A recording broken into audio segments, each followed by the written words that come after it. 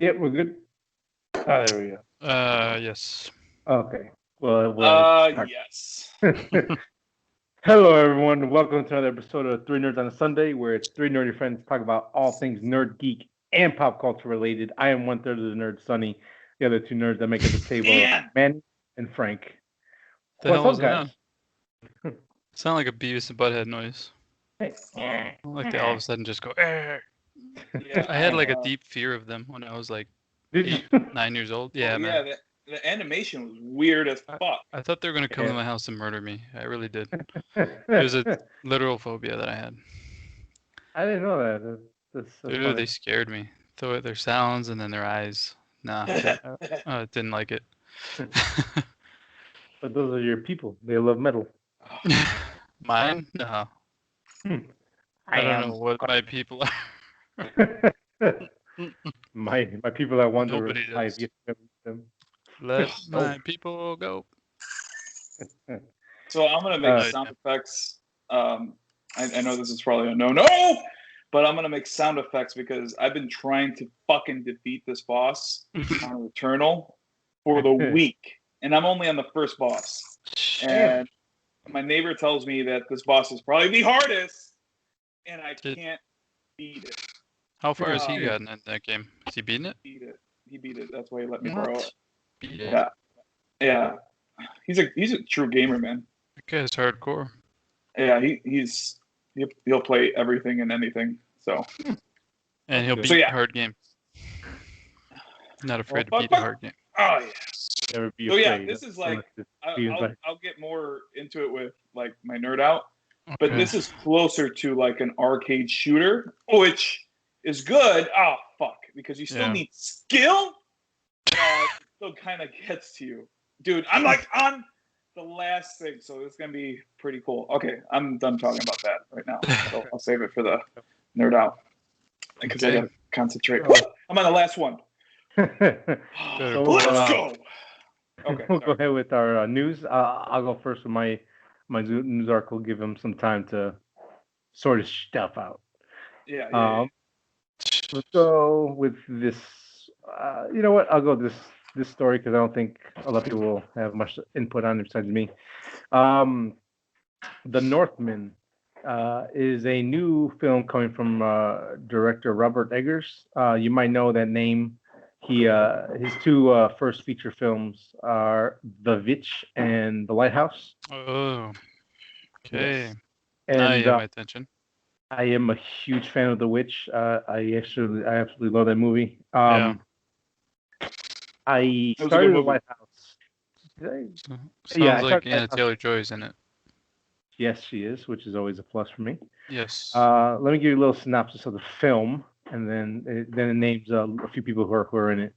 The Northmen is a 10th century Viking revenge saga that features Bills in a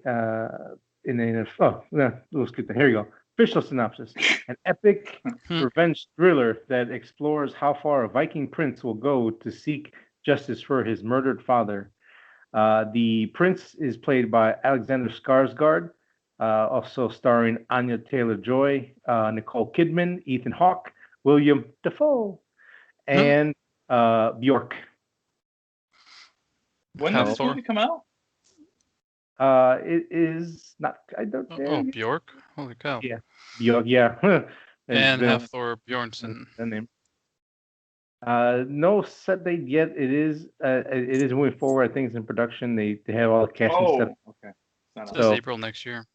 There you go. So it's moving. I am excited. Like I said, I started Lighthouse. I didn't get to finish it. Something came up and it just kind of fell to the wayside. But I love his first film, The Witch, a lot. So I'm and this has Vikings in it. I'm all in on it. I have a feeling that Viking is willing to go pretty far for revenge. Yeah, they were known for pretty petty. How dare you steal my horse? I'll kill you. What's going to be interesting is that the way the witch or the Vitch is portrayed as far as like the cinematography and the way that people speak. I'm sure that's going to be a thing, probably. Yeah, I mean, from what I understand, both films are very focused on historical accuracy, on the way they're spoken and stuff, and the way they dress and everything like that. So this will definitely probably be a lot of dirty people just walking around going, "I smell blood. I want more." Oh, this is Bill's brother, right? Yes, the Scar's Yeah. brother. I actually have liked Alexander's stuff more lately than Bill's. But it. Yeah, he was it. Yeah. Who? Yeah. Bill. That crazy guy. Bill. Yeah. Bill. Hey, the Scandinavian guy. So yes, so I am. This is definitely gonna be on my list for most anticipated film.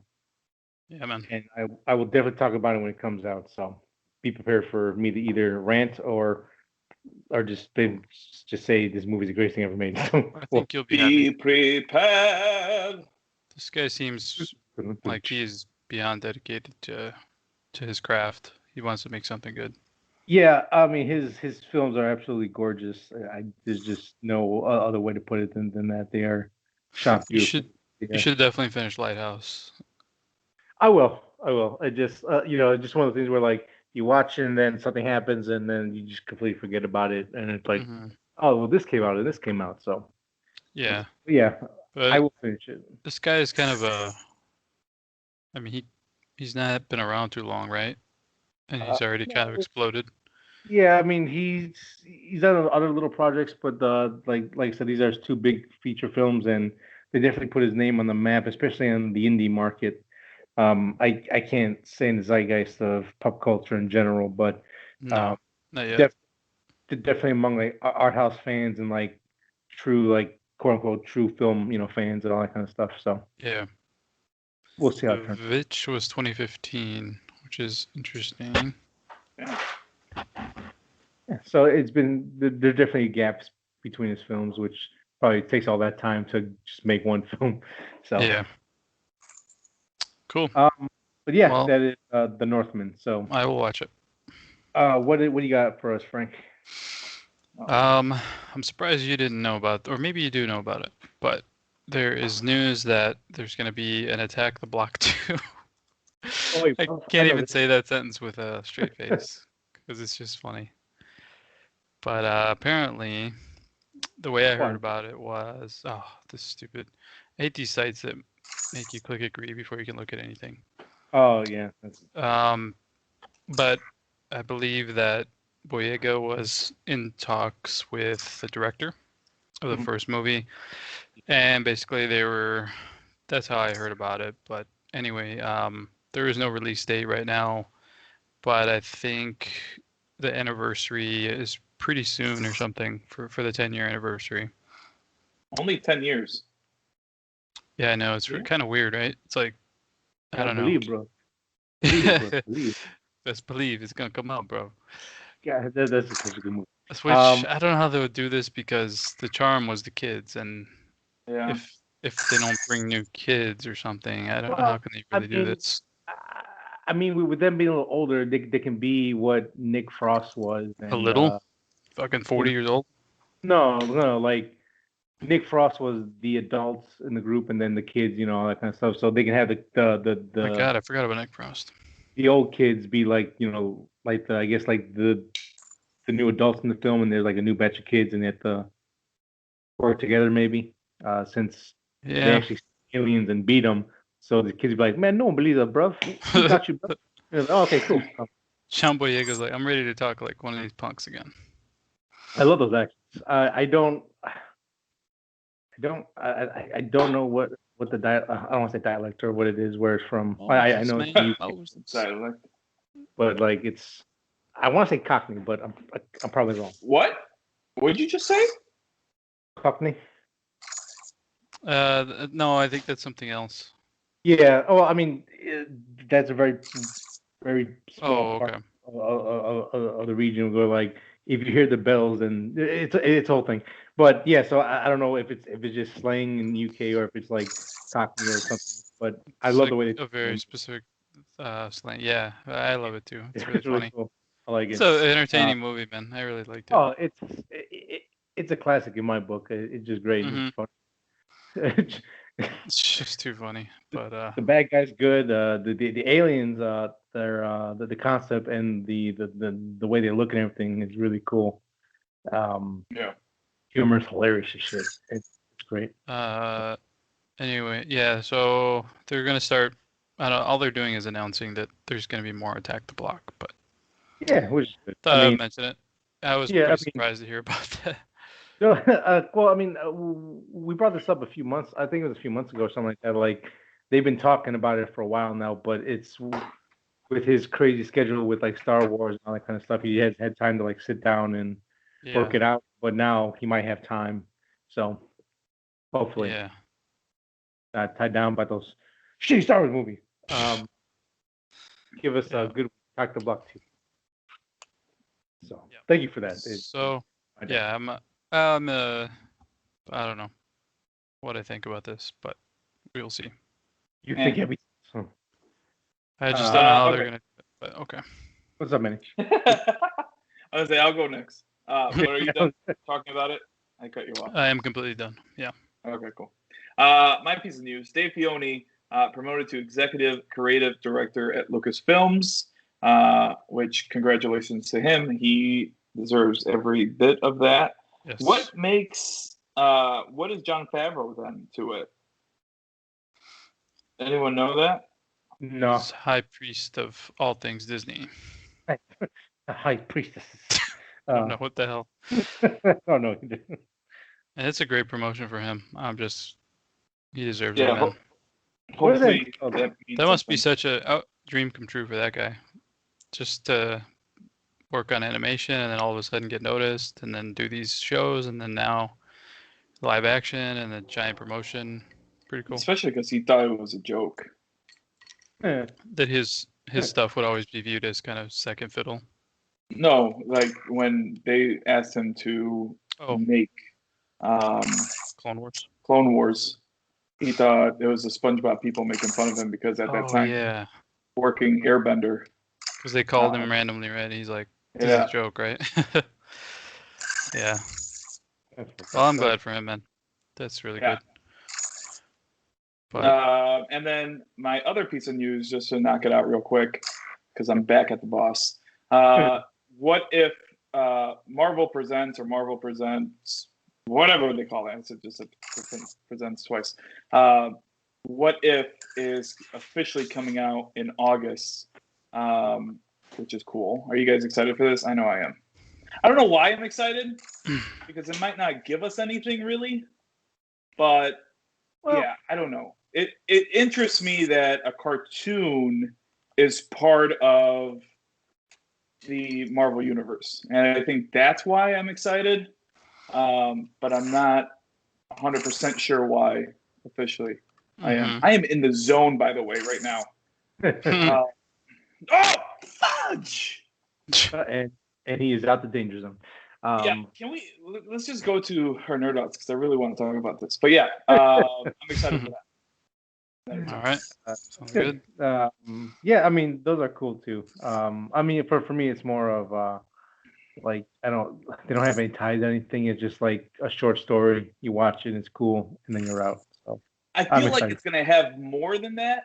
But I don't know what really that's gonna entail.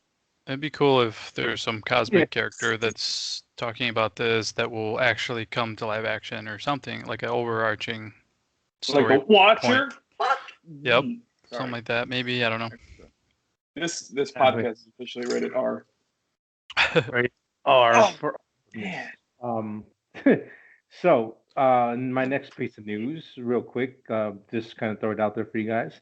Star Wars, the Rangers of the New Republic is no longer in active development. It was highly suggested and rumored that Gina Carano was going to be the lead of this show. It was never confirmed. There was never any, concrete evidence out there that said, yes, she's going to be in this show. But after the fallout with her, ill-advised wording of a tweet Disney was like, "Nah, you cut that shit out and leave." And she's no longer part of the Star Wars franchise. Yeah. And now, coincidentally, this is no longer in development, along with the other live action ones that are still moving forward, like the Ahsoka and the Book of Boba Fett and the Mandalorian season 3, obviously. So, yeah, man. I mean, I think at this table, I was probably the biggest fan of her and her character, and actually want to see more. So I know I'm probably in a boat where like little that we're not gonna do this kind of thing. It would have been cool to see like a cool squad just doing stuff in Star Wars universe. I would have been down for it. Like But clone I'm not. based, but Oh, okay. Yeah. yeah. So Um, yeah, that's about it for me on that end. But what do you? I guess what are your quick thoughts? I know you guys are like meh on it. So no, I mean, I think the idea of it was cool, but I don't think I'm really devastated because I mean, the end of season 2, Mando kind of it was satisfying in a way that it feels like it's done for me. If that makes any sense. I mean, it There was a makes lot sense. of closure there, so it's like I don't know how much more I need. Rather, I will be interested, of course, but I'm not really clamoring right now. I felt like it left more questions than answers, but it definitely closed up Baby Yoda's storyline. And yes, he's Baby Yoda to me, always and forever. What did it open up for more? What did it answer? If that's the right term. The sword. What's going to happen with what's going to happen after this? Yeah. Or Mandalore, or like there's still other branching stuff still left open. The Grogu and the dad storyline is sewn up and sealed shut, but we still got other stuff now that can be still within that still involves him and moving forward. We'll see. I guess part of it for me was I wasn't done with that, so the fact that they sewed that up is kind of like why it left me like, oh, that story was great, and I'm kind of satisfied kind of way. Yeah. Yeah. I mean, that makes total sense. And if anyone goes, well, I'm not gonna watch it afterwards, which is kind of good though. I mean, they could have botched it and just not sewn it up so nicely. So. Oh sure, yeah. So we'll see what the rest holds for what's the Mandalorian season 3 and all. What is the next thing coming up though? Obi-Wan. Obi-Wan. No, dude. I'm pretty sure it's Mando. No, Obi-Wan's filming. No, it's the Book of Boba Fett, right? Like that comes out like a week before Mandalorian 3. Yeah. Oh, it does. Okay. I forgot about that. Yeah, we got the book. I know, right? It's weird. They're throwing so much at us. It's like easy to forget. The book of that on top of Marvel and everything. I went back and rewatched his fight scene again just because. Oh, Boba's? Cool. Yeah. I was like, I need to see this again. It's awesome. It was cool. You got any other news for us, Frank, or is that it? I am all out. Okay. Did you have anything left, Manny? I do. I have two more. I'm going to say these together. So HBO Max announced a couple of shows. I don't know why it was all of a sudden DC Day. When was this? Friday or Thursday of this past week. But it was. And the shows that they announced, there was one Batman show, which is being produced by J.J. Abrams. Take that as you will. And David Reeves. Is it David Reeves? Matt Reeves. I don't know why I called him David. Yeah. This one's called Batman, the Caped Crusader. And there is a poster of it. Looks like he's wearing his year one outfit. Or that could just be the animation of the show. Who knows? It gives me animated series vibes. Like I think Bruce Timm is attached as well. Yes, you're right, dude. So it gives me, Tim will work side by side with J.J. Abrams and Matt Reeves. It gives me Batman animated series vibes, but the costume is a little different. So take that for what it is. Also, I just want to bring up that puts Matt Reeves with a whole bunch of Batman projects. He has the movie, of course. He has the live action stuff for HBO Max. And he now has this. Christ. So I wonder why Warner Brothers gave him all this. This is kind of weird. So within time, I was we'll about find to out ask why. you that. Like, what made him so special? And I always ask this, and I always get reminded. Oh, the Apes movies. Okay. Yeah. Yeah. Have you seen those movies or no? I haven't seen War. Or no, I haven't seen the last one, which was War, right? Yeah. So I would. I don't know if this is high praise or not, since it's really hard to do, or either it's really hard or really easy to mess it up. I think that's one of the best trilogies of films that ever been put together, because there's no weak link in the film. There's no like obvious terrible like, oh, this is just total garbage, whatever. Like it's like, I think they're all really damn good. And Caesar's story, I think, plays out really well throughout all three films, and you see those changes in him, and it really works. To be fair, I believe he did the last two. He didn't do the first one. I'll look that up. Yeah. I think you might be right. I love the title of the first one, Rise of the Planet of the Apes. Yeah. It was Rupert Wyatt. Yeah, that one I can never watch again. It's just, nah. I guess not watching it again. He says it's too sad, not because it's bad. No, exactly. You have to stretch that out every time you say that, Frank. I know. Because you don't want to see it because of the abuse of the chimps. It's too depressing. That's all. But not because the movie is bad, because the movie is pretty darn good. Yeah. Okay. So, I mean, but still, that was still his baby. He picked it up, and was the second movie really that amazing? I mean, yeah, it was good. Yes. It was good. I wasn't like blown away.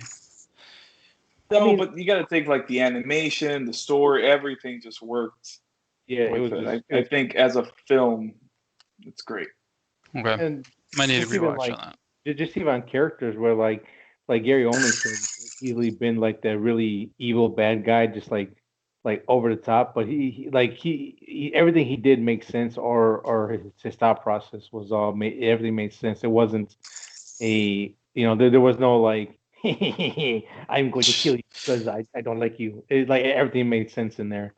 And again, like Caesar really grows from each film, where like we see him just beaten down and just like has like PTSD in like part 3. It's crazy. It's really well put together. And not to say it, that there's now that you did say it, there's a big style difference from 2 and 3 in the first one, but I think that works in its favor because of what happens in 1, and it really does. The world's a completely different place, basically. Yeah, and it's like, this looks really good. I could see like the Caesar getting a full arc. I just haven't seen the third, so I can't really comment. But I mean, watch. No, say it. I always meant to. I just didn't. Yeah, just watch it. I mean, it's like, you've gone this far. You've seen 1 and 2. Might as well just knock it out. Yeah. But even like Matt Reeves does a great attention to detail on the chimps, and like when they learn how to talk, when they learn how to hold the gun for the first time, that all kind of stuff. Like I really like the small details of that every time I see him. And he does a great job at that. So I could see why he was given Batman, but dude, it seemed like they're really putting their eggs in one spot. Yeah. And but it's like, dude, can you let something come out before you start announcing 6 other projects about it? I mean, what's scary though, annoying. The rumors is that him and Rob Pattinson don't like each other at all. This is the thing that keeps popping up. Yeah. And really? You almost got to think if it's true or not. Like now it came out that he faked having the coronavirus because my god, because he wouldn't work out, and so the studio was basically covering for him so he could go work out for the film, and he still didn't do it. That's weird. I don't know, man. I really don't know. It would suck if that's true. Why won't he work out? I don't get it. Because he's Ron Pence and he's weird. He was in Indie Land for too long. He thinks he doesn't have to. Yeah, I mean, I can't attest. I don't know him personally. He's But done a great job in those movies, but it's like little.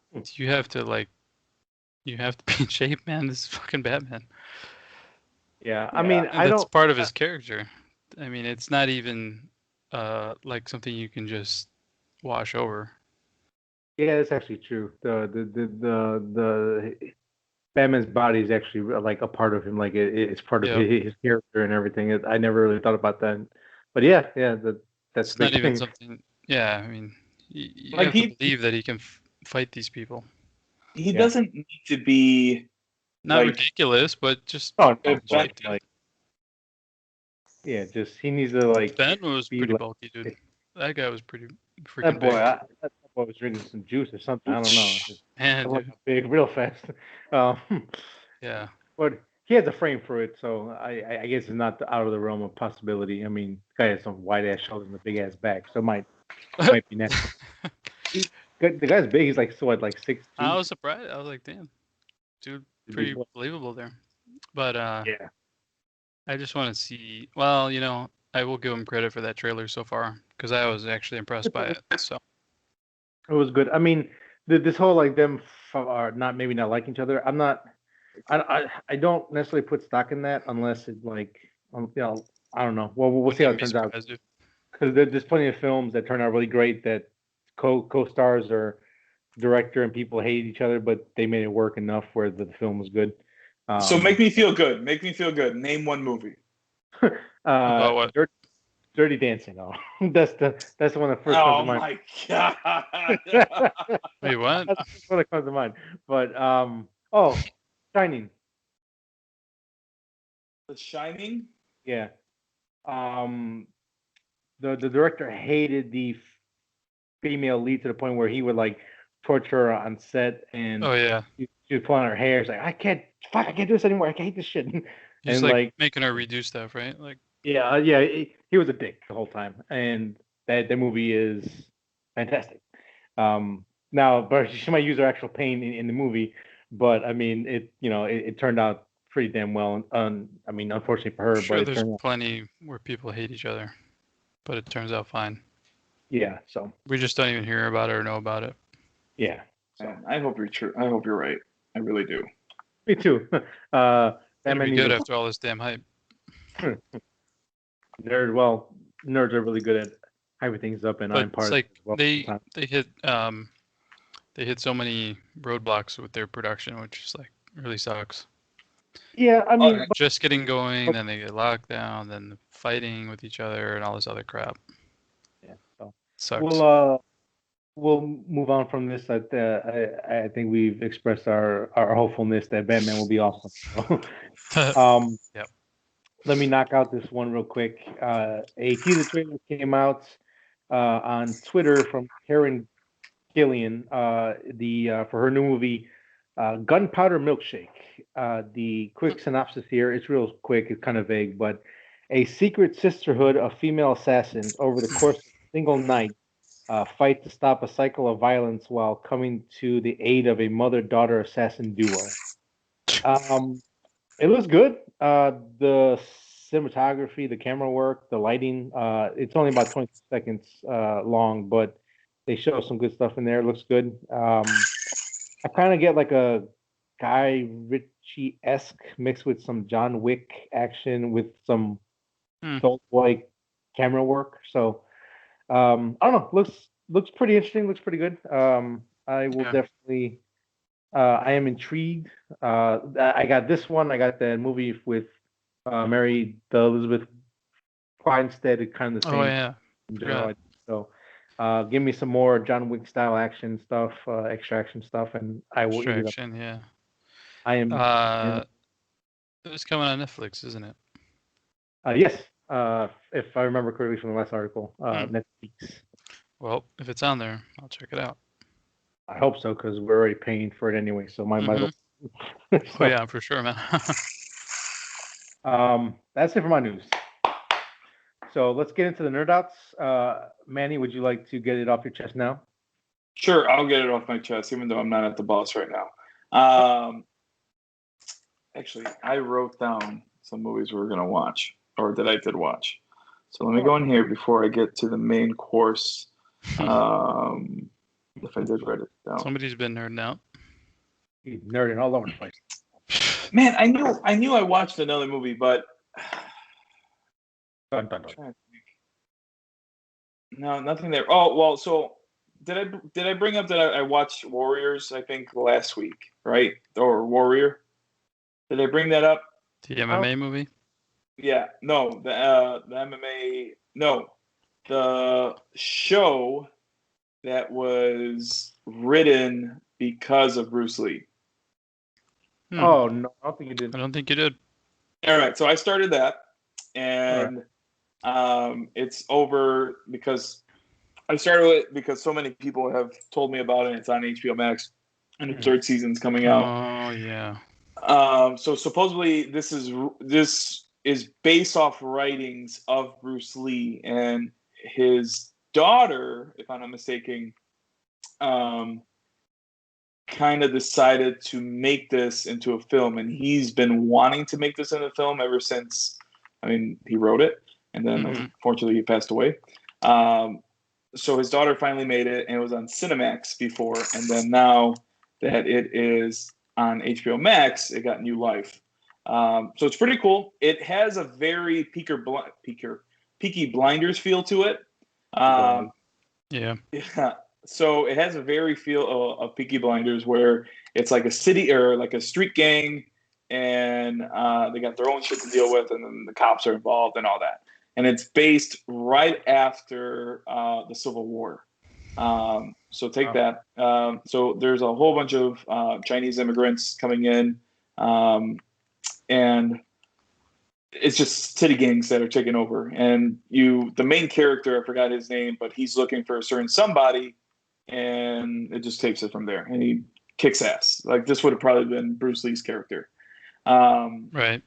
But it's pretty good. One of my favorite attention to details in this show. So these are supposed to be Chinese immigrants, right? Chinese immigrants don't really speak English. Are you guys with me on that, right? Yeah. So in the beginning of the show, they speak Chinese, and to a everyday viewer, you're going to be thinking, "Oh, okay, so there's going to be subtitles in this." Like halfway through the episode, you focus on this one Chinese character who's one of the main characters, and all of a sudden the camera starts going behind him, and then right when it comes back around, he switches into English. So it's basically you're now learn Chinese. It was such a cool transition. Cool. And it did it again. And how it did it again is that another character was coming into frame, and the character was an American character. So it switched back around, and you see the Chinese character finishing the joke that he was doing, and he finishes it in Chinese, which is awesome. Okay. So it's one of those transitions where it's really, really cool, and it happens a couple times, I've told. But it's just to keep it going, because some of the story has to deal with all the Chinese characters, and I think the showrunners understand that not everyone wants to read subtitles. Yeah. Right. So it's pretty cool. I like that. So far, I like it. I'm almost done with episode 1. I think I am done with episode 1, actually. But yeah, that was good. Nice. Other than that, I was watching a little bit of La La Land. Have you guys ever watched La La Land? I haven't. No. Sonny, have you? The movie? The movie. Yeah. Yeah, musical. It almost won Best Picture, but Moonlight actually won. I just put it on because I try to find some musicals for Elena and see if she's gonna like them. So I bought it for like $2. Good deal. But it's all right. Like it's not my favorite musical, but there's some parts in there or how they do the musical scenes, they're pretty catchy. So I can dig it. Nice. And then finally going into my main one, where I've actually been trying to make time to play it, is Returnal. For those that don't know, this is a PS5 exclusive, and it was announced when the PS5 was announced. But it looked very, very weird. Basically, the premise of this game is that you are an astronaut. I forgot her name. It starts with an S. And she crash lands on this alien world. But she kind of blanks out. So she wakes up from the crash site. She doesn't know what's going on. She goes explore this alien world. And little later, as you're playing as her, you die. Well, she comes back to life at that crash scene like nothing ever happened. And she plays it again. And she goes again into it. So every time you die, you end up back at the crash site. You lose everything that you've gained, and you start again at the crash site. Now, there are a couple things that you could earn that stay with you, which are permanent upgrades. So, like if you level up guns, you could actually farm guns in this game, and you kind of want to farm guns. So, like for me, I kind of want to go straight to the boss. But for whatever reason, the first boss is just so freaking hard, and I'll get into why he's so freaking hard. But you have to kind of go in with the right guns. So the game almost encourages you to kind of explore a little bit more, and it'll show you where the boss level's at, but you have a choice to go in there or not. And you kind of want to start farming your guns to make them a little bit stronger. They come up with different techniques and things like that. And there's different levels to your guns. So like the gun that you start out with is just a firearm, and it's star 0. And then you could find guns that are 1, 2, 3 higher up in levels. And of course, the higher the level, the better the gun. What I really like about this game, so there's pickups, of course, like power-ups and things like that. And I'm going to kill these names because these names really don't mean, or the titles don't really mean anything to me. But some of these items that you pick up are called malignant, if I think I'm pronouncing that right. And what that means is that they are basically covered in bad juju. So if you pick them up, you run the risk of your suit malfunctioning. And what it means to malfunction is that one thing might be that from high heights, if you fall down, you get hurt. Or the other thing might be it might take a while for you to load up. One malfunction is every time, so there's keys laid out around so you could unlock different parts of the world, or maybe unlock treasure or like power-ups or things like that. One malfunction, if you use a key, it could hurt you. So there's different things that you kind of have to weigh the pros and cons, and is the risk worth it? Okay. So you kind of have to ask yourself those questions, which I really do appreciate. There's other things too on the floor that you could pick up, like parasites. So you could attach the parasites to you. And what I like about the parasites, it feeds into that whole notion of deciding if you want to pick it up or you don't want to pick it up. Because the parasites are going to help you, but they are also going to hurt you every single time. So it's one of those things where you got to really think about it. You got to really read what it's going to do and how desperate you are, which is awesome. And as I said earlier in this podcast, is that it feels like an arcade shooter. And what I mean by that is that you got to dodge these like big old death balls of rays that these aliens shoot at you. Which, if only one is shooting at you, it's super easy to get out of the way. But if you got like I'm fighting these like Zubat looking like mother guys that are purple and all that, and they kind of attack you and they shoot these energy balls. If you got a whole bunch of them with you, what happens is that it gets really hard because you got to dodge all of it. Yeah. There's one parasite in front of me. It says 25% not to lose a consumable on use. So there's consumables. One powers you up. The other one gives you an energy. Another thing might help you cool down your gun a little bit slower. So this one says 25% to not lose a consumable on use, but it increases the malfunction probability. So that means if I pick something that's malignant, most likely I will get a suit malfunction, and it's always random what kind of malfunction it might be. It might be something that isn't such a pain in the butt to handle or to deal with. or it might be something where you got to fix that before you go face the boss. Can so you drop it later? Like if you decide this is too much of a pain, I don't want to have this for the boss, can I drop it? You're talking about the parasite? Yeah. So the parasites, they can drop off. So far, I've only seen a consumable that lets you drop it off. Sometimes, though, there's a parasite that if you drop it, it hurts you. So it's one of those things, like I said, you really, really got to think about it. The one thing I don't like about the game, and I guess I think they're trying to do it just to be a little realistic, but it doesn't tell you a lot, man. It doesn't tell you at all. Like the money that you use here, it's called obsoletes or something like that. I remember when I first started playing, I would just pick up everything and I just see what it would do, and I would kind of just like mess with it. And like I kind of started like, okay, this is what I'm not supposed to do. Okay, I can do this, I can do that. Okay, malfunction means this. So it was those kind of things, but I guess that's what makes the game fun now, because now that I'm thinking about it and I'm talking about it, you kind of assume the role of the astronaut, that she doesn't know where the hell she's at, and she's just going to pick shit up and see what happens, and then she's going to die, and then I guess. Try again. And it's like, okay, you can't pick that up. So I could appreciate that, but that's my only gripe with it. So yeah. You haven't beat the first boss, right?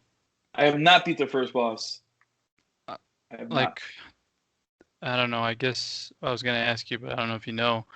What? Like after the first boss, like do you still restart at the ship? Like what if there's 5 bosses and you beat 2, but then you can't beat the other 3? Like do you have to go all the way back to the ship and beat the other bosses again? No. So as I forgot to mention, as you die, the world changes a little bit. So it's the same world you're used to. There's a room. Like you go into room to room to room to room kind of thing. When you die, the rooms kind of shuffle. Mm-hmm. You might get a room in a different order, or you might get a completely new room. Because I've ran into a new room right now that I've never seen before. So it just shuffles with that. So what I'm assuming is that once you beat the boss, you just end up at the crash site, but the world is going to change because you beat that boss or something like that. Okay. So that's what I think is going to happen. And the reason why this boss is so hard is that it's like that arcade shooter kind of thing. He's shooting all these little energy balls at you, and you have to kind of dodge them while shooting. Yeah. And then also he's going to lunge at you, but you could also recognize the moves. Like the one where he lunges at you, he's going to make a big circle on the floor that radiates out, and you have to jump the circle, but you also have to dodge him coming at you. Mm-hmm. So it's one of those things. And then there's 3 levels to him, like 3 health bars, I guess. Each health bar gets harder. And by the time you get to the 3rd one, he lunges at you twice. So you would know, like, the game wants you to die, which is so shitty. But like when you first get to like the last level or the last health bar of his, he attacks you twice, and if you weren't ready, you're dead right there. Like how many hits can you usually take? 1, 3, 5? From the boss, it depends, because every hit is a little different. Like if he attacks you, I think that really brings you down. If the energy ball, maybe 4 of those. So that's where the combination of everything really will mess you up, kind of thing. There is melee in it, so there you get like this lightsaber looking thing that is kind of useful because it defeats the kind of easier people, the easier bosses, or not bosses, but the easier monsters really quick. Mm-hmm. But yeah, I mean, I'm right there, and I'm telling you, I've tried this boss at least 10 times. How many? I will unlock 10 times. 10 times? I will probably unlock all the trophies before I beat this boss. Damn. Yeah. That's crazy as hell. But is there difficulty settings, or is it all just the same? Good question. No, it's all the same. Okay. I wonder if it like is smart enough to get harder if you're doing good, or if I don't know. The game already is challenging, so if it's too challenging, you're going to die. That's the thing. Jeez. And you kind of have to use the world around. So what I've seen in little videos, because I wanted to know more of it, because I was planning on spending $70 on it, or at least wait until it dropped down in the PlayStation Store. But as you go on in the worlds, or just in the rooms, when the monsters attack you, you could use the pillars and kind of just hide away and get into a better spot. You kind of do want to get in a better spot if you become surrounded. You don't want to just fight all the monsters right there and then. Oh, and one other thing I mentioned, as you kill monsters, your adrenaline goes up. And as you get more adrenaline, the top level is 5. You start unlocking different perks. Like when you go in adrenaline level number 1, when you're shooting, it has almost like this action like from Gears of War where you get like a perfect reload. You have to do a perfect reload, and that'll make your gun stronger for some people. Some of the aliens. When you get to adrenaline level number 1, you get a bigger bar to what would you call it? A bigger bar to do a perfect reload. Okay. So that kind of boss. So like where I get stuck at is that I use these rooms to really get me powered up and ready to go for the boss. And the problem is that I can't find the room to go into. And when I finally find the room, like my adrenaline level goes down to 1, and it's not where I need it to be. Or my health isn't where it needs to be, because you could pick up more of these rocks that give you more health. And it's not like God of War or anything like that, where you find this treasure and expands your health bar a little bit more. No, as you pick up health, it'll start adding it to your suit. But the thing is once you get to the boss, like this boss at least, you have to fight one main monster, and if it's those bat things, like I'm fucked, because I'm gonna lose health, and so I'm going to the boss level, not perfect health, which kind of sucks. But yeah. And the story, and then the last thing I'll talk about the story, because I kind of really went into this. This is like my most deep nerd out. Like I'm freak out right now. You're really into it, man. The thing about this story too is that you know nothing. You don't know her backstory too much. You just know she's an astronaut. You don't know why you crashed there. You don't know why this is happening to you. Nothing. But every time you die, you get a little bit of a like a flashback of what happened on the ship, why it crashed. Then you get another flashback of this astronaut following you. You don't know why. So it has like that creepiness to you. And then sometimes in the flashbacks, there's tentacles, like an octopus, and you don't know why. So it's one of those things that there's a mystery to it. And my neighbor who finished the game, he said it's the most messed up story that he's ever seen in it. Damn. Wow. This actually sounds pretty good, man.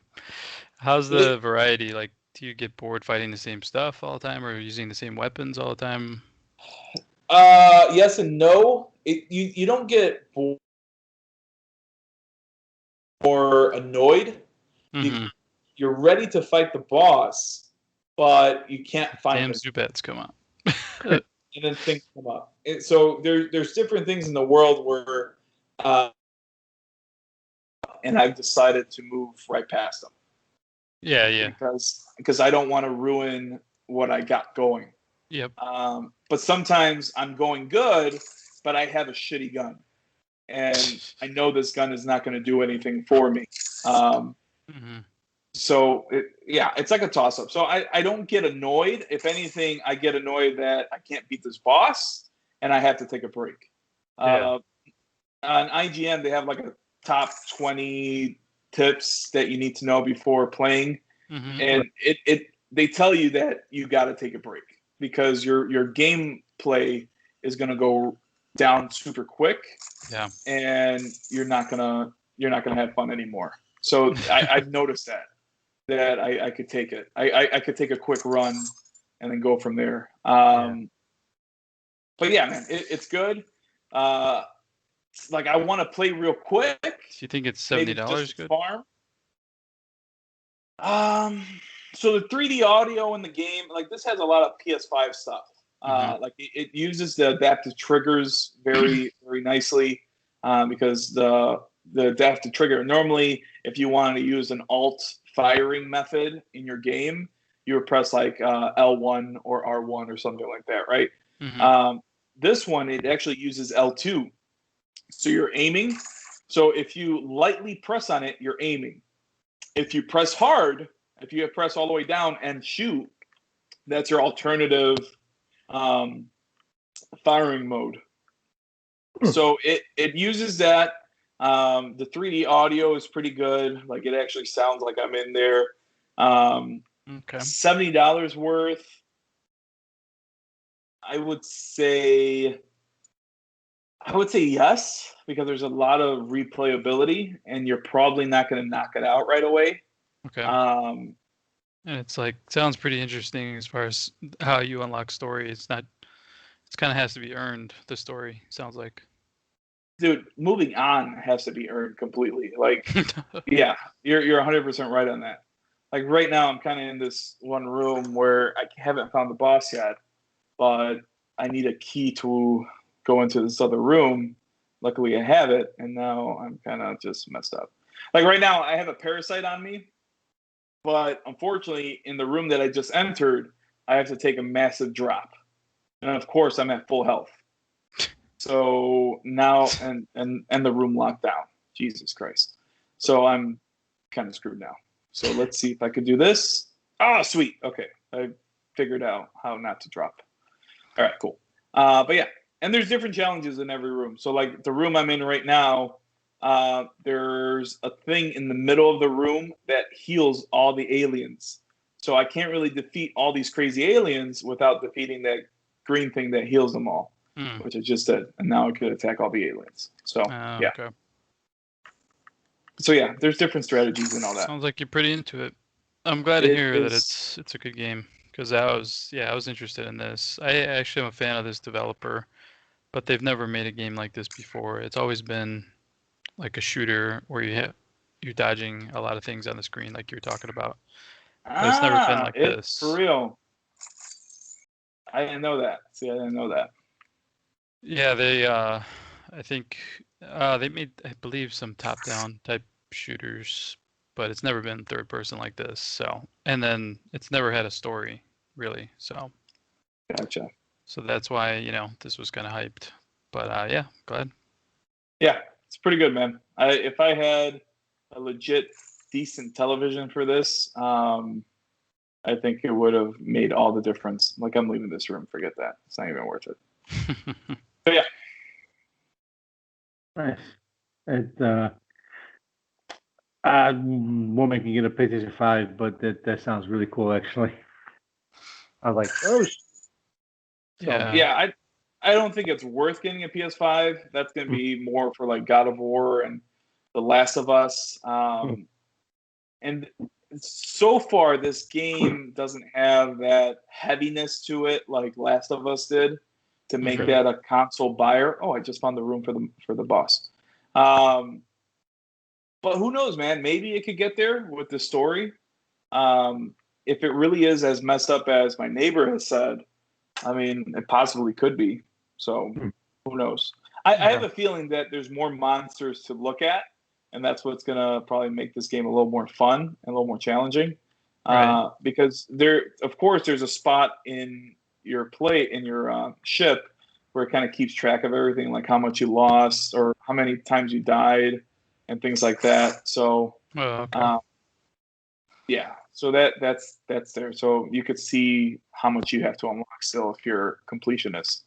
But yeah, man, I don't think it's. Oh my gosh.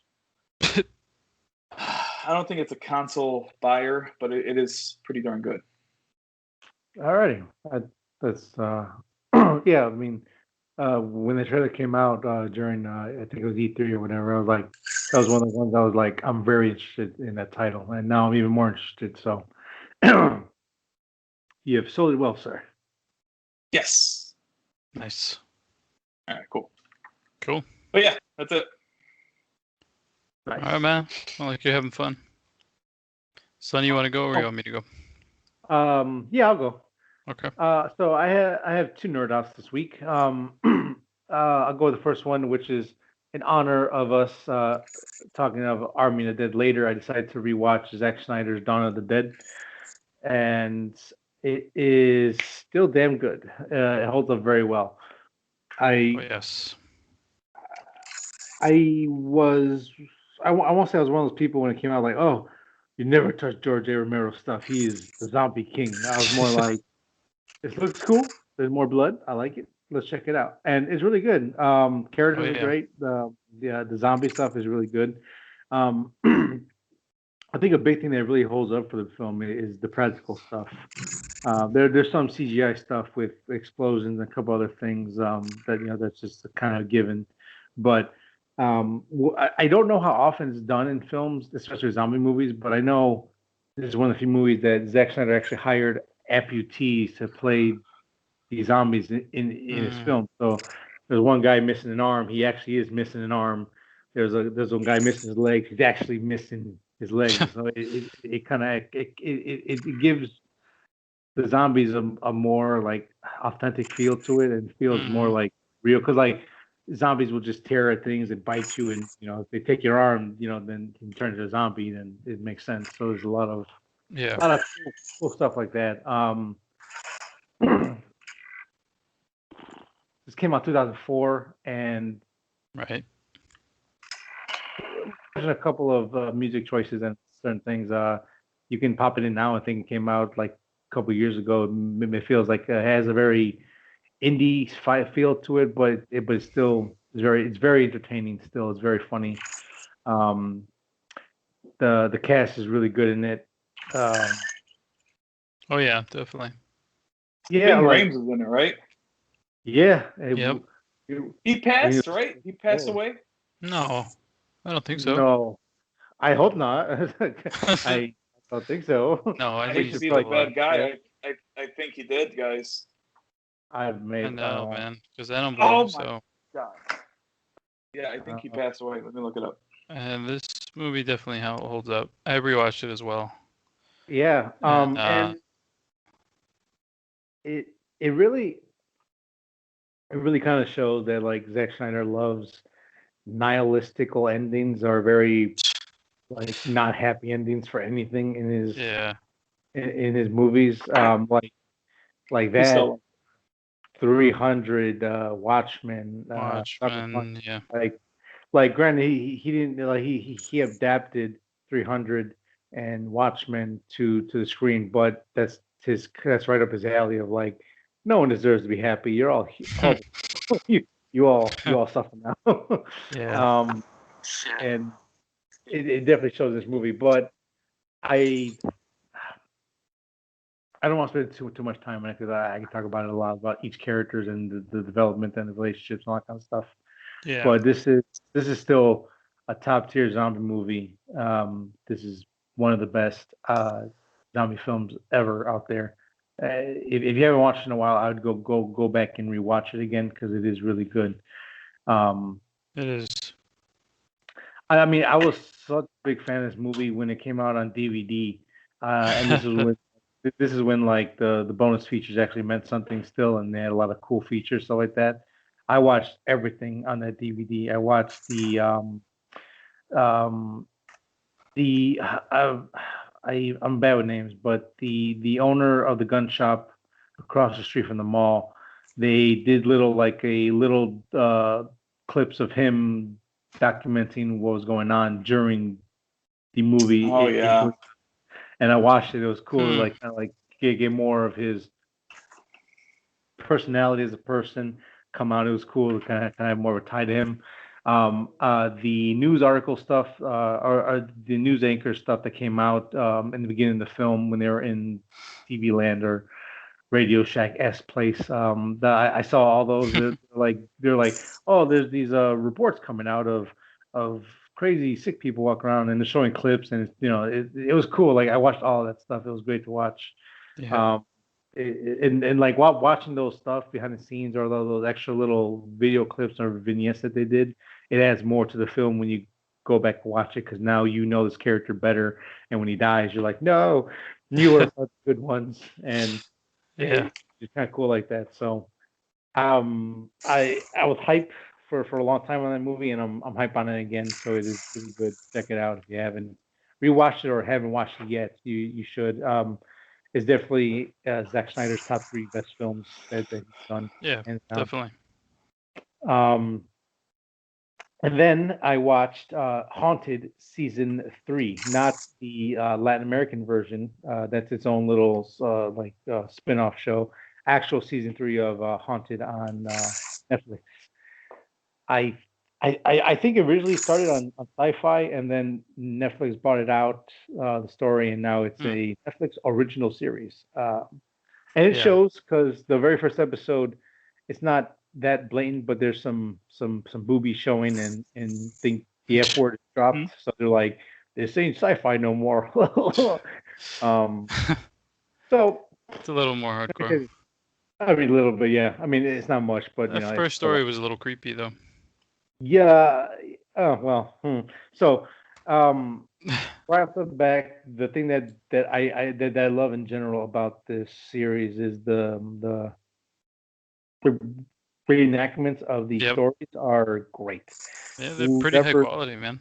I never bothered to look at the credits, but I don't know if it's one director or a number of people doing it, but they understand horror very well. Then it works very well. Like those are very creepy to watch. It's very cool.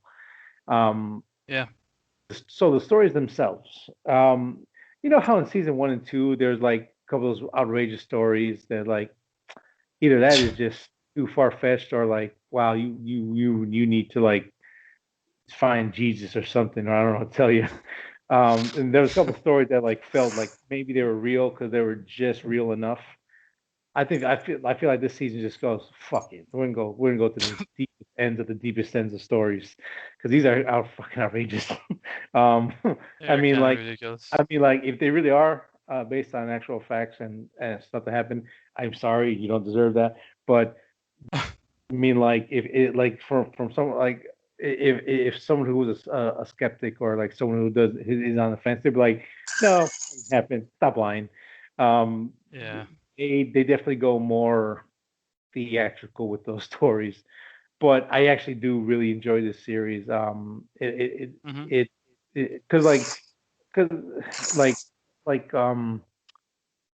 Mysteries. I love that series with a passion. But the paranormal stories were always like it's pretty cheesy and bad. It was more laughable than anything else to watch. So to like take it serious and like actually like bring like a actual horror eye to it is actually really cool to watch, and I hope they do more. I mean, again, with a spin-off and season 3 of this, they might do it because I mean the episodes are only like 27, 28 minutes long. You're in, you're out. It's pretty quick, and I would imagine it's not that expensive to make. So I do hope we get more. Maybe they'll just do more countries. Haunted in Japan, Haunted in Australia.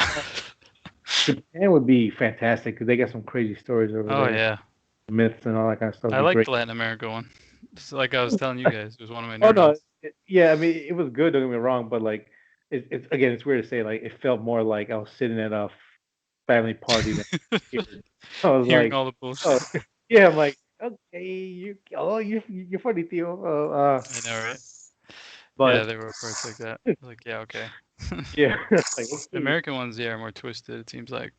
Yeah, I guess I don't know if there's more sense of creativity there or it's because fuck, I don't know. These like I said, these season 3 stories are crazy, creepy as hell.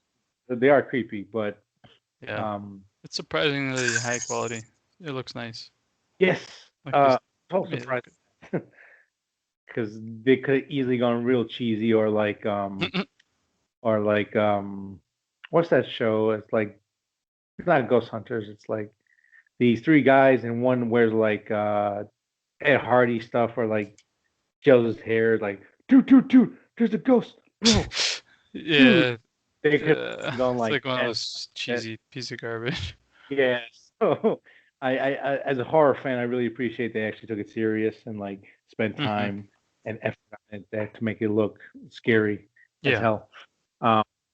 And just on a side note, I think the weirdest fucking story on the whole series, I think it was this one. I think like it was the last episode of season one. Like the chick gets haunted by a ghost and she ends up falling in love with him and they make love. And I'm like, and she's like, I'm like, the fuck is wrong with you, bitch? Wait, haunted by a what? Haunted by a ghost.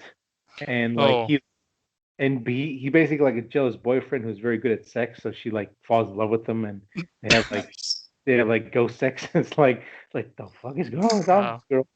And I don't know why like that story stuck with me because I'm like That is really weird. either you are crazy as hell or you you on Jeez, loop. that is wow. It's fucking Okay. crazy. Yeah, it was As long as you're weird. having a good time, I guess. Not I being. guess, dude, I guess if you like it on the dick, sure, why not? It's like I was sitting there, I'm like, this real? Is this actual story? Did someone spend money to make this? gonna have a she's gonna have a ghost baby. Go, look, baby. But those are my nerd outs for the week. Not too much going on. Cool. So. Yeah, those are good. I have 3, but they're all quick. Oh. Sure. I watched Woman in the Window on Netflix. Okay. It's being highly promoted, and I believe it has Lois Lane in it. Her real name is Amy Adams, I believe. Yeah. Sorry for that. I forgot for a second, so I just threw out the character name. But it is a interesting movie, but I believe it's pretty formulaic and a little bit predictable. I kind of like realized what was happening really early on, so the rest of it lost some of its tension and some of its suspense because I was like, okay, I already know. Like, I have a really good feeling what's going to happen here. Right. And I do like what happens at the end, like the way it plays out, and I think it's well filmed as far as the production value and the acting. It's all very, very good quality. Overall, it is entertaining and everything. It's not necessarily a horror. It's more of a psychological horror because it's like more about freaking yourself out than actual things that are occurring. Can you give us a quick synopsis of the film, or just like a general idea of what it is? Sure. There's a woman who is living alone in a house, and it's more of a city town. It's not quite downtown, but it's pretty close to like New York downtown. One of those like big tall buildings, and she has some mental health issues, and then she realizes something is happening to her new neighbors across the street. But nobody necessarily believes her, and she doesn't even necessarily believe herself as far as what's happening. So she has mental health things that she has to unravel and that she's dealing with, along with the problem with the neighbors. So that's all I really want to say because there is some stuff in there that I could ruin. So I'll leave it at that. But it's definitely worth a watch. But my problem was that it was kind of predictable, and you start to catch on early on, in my opinion. Yeah. Yeah, I mean, I didn't just look at the synopsis on Netflix or a trailer. I just looked at the name and poster. I'm like, that looks like Rear Window, and I'm like you talking about like it sounds like exactly like it, but with like a twist, which is always appreciated when they can like take something and add something new to it. But will I watch it at this point? Probably not. But I would if say it's it is worth a watch. Like put it on your that. list, but don't shoot it to the top. Like if you want some kind of psychological thriller at some point, like late at night or something, and there's nothing else, I would probably throw it up there. Worth a watch. It doesn't sound like a ringing endorsement, but I think it was worth it. It was good. Cool. I watched something called Psycho Goreman on Shudder. Have you heard about this? I have, yeah. Yeah. Manny, heard of it? No, I have not. It is a weird title, and it is a very weird movie, but it's oddly entertaining, a little bit stupid, a little bit cool, a little bit interesting. And it's really hard to describe too. It's basically these two kids find an ancient artifact which brings a being to their world, and he's evil. And all he wants to do is kill and enslave and stuff like that. But the kids kind of get lucky, and this amulet thing gives them a little bit of control over him, so they put him in stupid situations and make him do stuff, and there's somebody after him from another galaxy that basically is very terrified of him, because he can destroy a lot of things and he wants to kill things. But it turns out the good guys are maybe not quite the good guys, but it's very much like just a horror comedy. But it is actually pretty funny. There's a lot of funny situations and a lot of good practical effects, actually. They're really going for it as far as the ideas here, and I don't think it's going to be for everybody, but I think if you're willing to watch some stuff explode with cool effects and laugh a little bit at the stupidity, then it is a pretty good time. So I liked it. It was good. Worth a watch. I'm always really curious about horror stuff. Is this maybe like exploitative trauma style, or is it just like Tucker and Dale where it's funny but it's like gruesome, or is it just straight comedy thing? It's more like the middle, like Tucker, Dale, gory. It's more funny, really. At no point do you feel any terror or fear or horror elements. It's all about the effects and the silly world they build and the humor, really. The dad is kind of funny because he's just such a loser and stuff, and the kids are they are funny, but they're almost trying too hard. And it's not their fault. I think it's more the writing. But I did enjoy it though. It was fun and something different, and it has the horror. I mean, not the horror, the effects and the cool creatures and the cool world and the humor. So it was fun. Cool. Worth a watch. That will probably catch my attention more than the previous one to watch it. So yeah, polar opposite. Yeah, it's totally different. My last one is really quick. I really wanted to watch Army of the Dead, and I couldn't because I was waiting for somebody who actually fell asleep. But anyway, damn. I watched Dawn like you, and then the day after I watched Land of the Dead, which is an actual Romero movie from I think 2005, right? Yeah, it came out right after Dawn did. That sounds about right. But that one holds up too. I think it's not as good. It's a little more silly, I think. But I remember liking this a lot in the theater. I had a lot of good times watching it, and it definitely still holds up as being a really really entertaining zombie movie. And the cast is surprisingly really good. Nathan Fillion, John Leguizamo, other names in there. Dennis Hopper as well. Yep. If I remember correctly.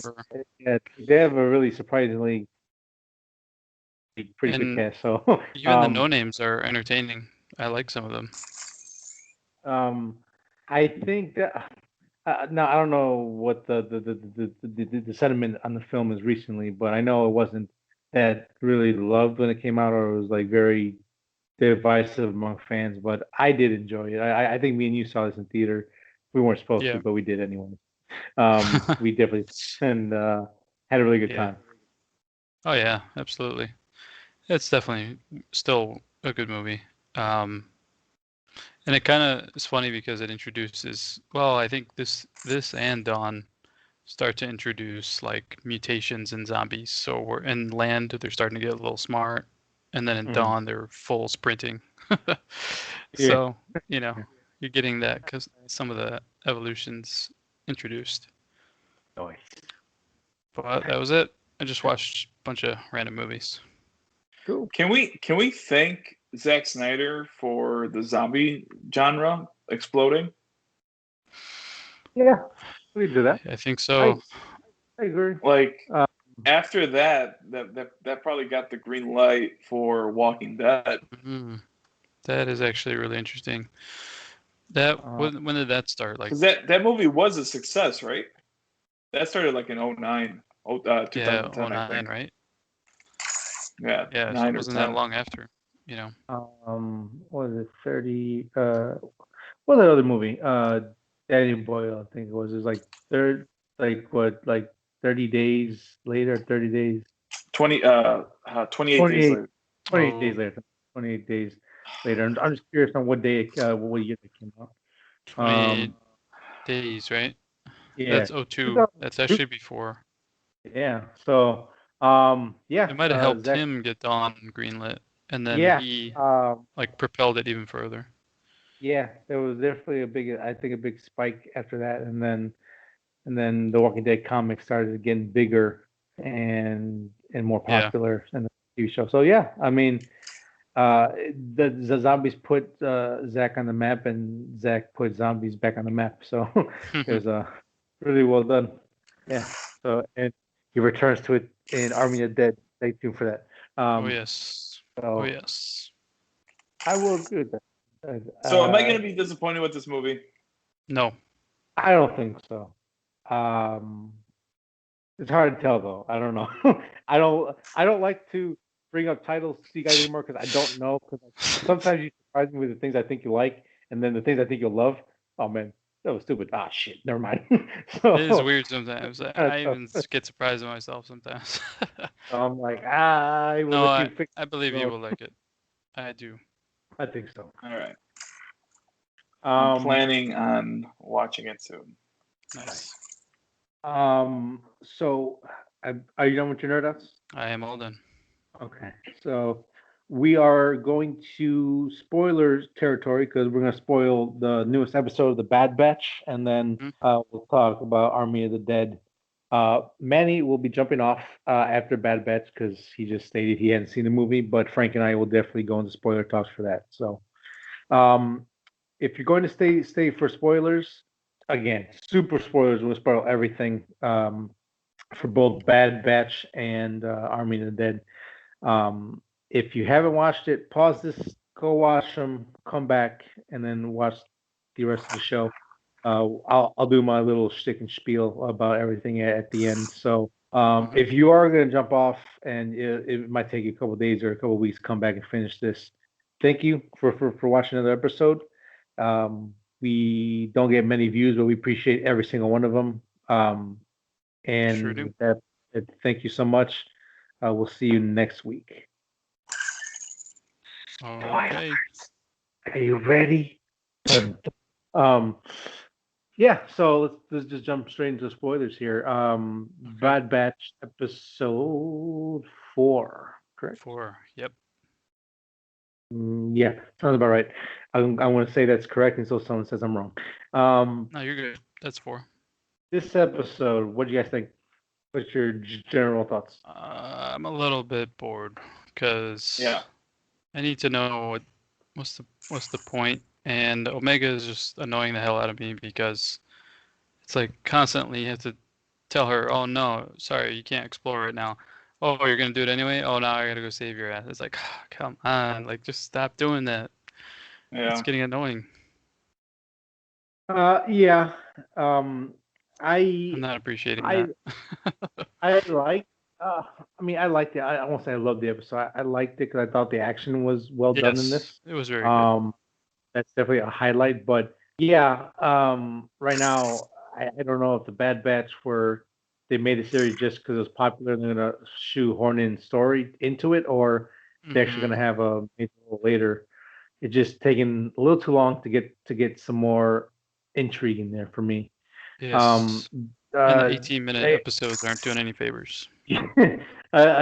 I made a joke last week. The short episodes getting shorter, but as of right now, the actual getting shorter. We went from like an hour and 10 minutes to like 40 minutes, like 30 minutes to like 26 minutes to 20, whatever. They're going down like minute by minute here. So, like that first hour, I really enjoyed, and I didn't feel the hour either. No, and I mean, there's a lot of backstory there. We're getting the use of the world to like the world of the Bad Batch, and the from the New Republic to the Galactic Empire, and had a lot of story and a lot of like some lore stuff in there. And then right now we're in kind of like in the episodic portion of the show where it's just so this episode they're basically out of rations. Their supplies are really low. They have nothing. They have to stop at a planet to load up on stuff. So we do that. They land the owner or whatever he is at the landing pad. Signals a bounty hunter, which if you are familiar with, shows up in Mandalorian season 1 and 2. If you guys have, yes, thank you. Finnick shows up pre-robot stomach. She is hired to hunt down and bring back Omega back to Omega. creepy fish people. And that's basically the crux of the whole story is Omega gets in trouble. Finnick finds her and they have to get her back. And again, I think the highlight of this episode is the action. Yes. I think it was well done. It was very good. Wreck kind of he doesn't get on my nerve, but I can see him getting on my nerve later. He's just a little too dumb for me. Just a little too dumb, but there's like a genuine like, oh, you're trying, buddy. Good job. It's like I can't stay mad at you, but I see what you're saying. Yeah, I agree with you. It's like I know, right? It's like, oh my god, dude, you stupid son of a bitch. What was I gonna tell you? Have they really explained why Omega is so important? Is it because she knows secrets, or is there something else that we just don't know yet? So that's the mystery. Yeah, we're not really sure how she plays into this yet. I mean, so far, I think they alluded to it that they can use her DNA to make clones since the Jango Fett DNA was basically going bad from the last episode that they talked about it. So we know she has some big play going on. We just don't know what they made her for. Because I think she's like the only female clone that was successful. I'm not sure, but that's kind of interesting. So yeah, it's gonna be very interesting what they do with it. But I think it's to the detriment of the series that it is 13 episodes, or I think we believe it's 13 episodes because they have filler, and the last 2 episodes were filler. Yeah, what frustrates me is like I just want them to stop wasting time. That's what gets annoying to me. Yeah, I agree. It's like stop crash landing on planets and stop going to help Omega every time she wants to go look at fruit or something or you know. It's just like stop doing stupid things. I'm so glad that I'm not the only one with this, man, because this episode was kind of to me. Yes, I was underwhelmed. And I was like, I hate to say it because I really enjoy these characters and I love the action. I like all that. I like being in this world, but it does feel like what's the point? And where's my excitement? Like, you guys gotta keep that carrot visible. Right. To me, right now, it does seem like Bad Batch is just a vehicle to tell a different story, and they're keeping it from us right now. Like, dude, like 2 episodes in a row of not knowing more about Omega and stuff like that. Like, they don't even go back and visit Wreck hitting his head. Like, right. And he hits his head again. Finnick hit his head again. And I was hoping there was going to be something else, and it wasn't. And I was like, oh, man, I felt like that was a lost opportunity. It's going to be something. You know what's interesting about what you said is I had the exact same feeling when Clone Wars came back for season 7, right? Mm-hmm. Was it?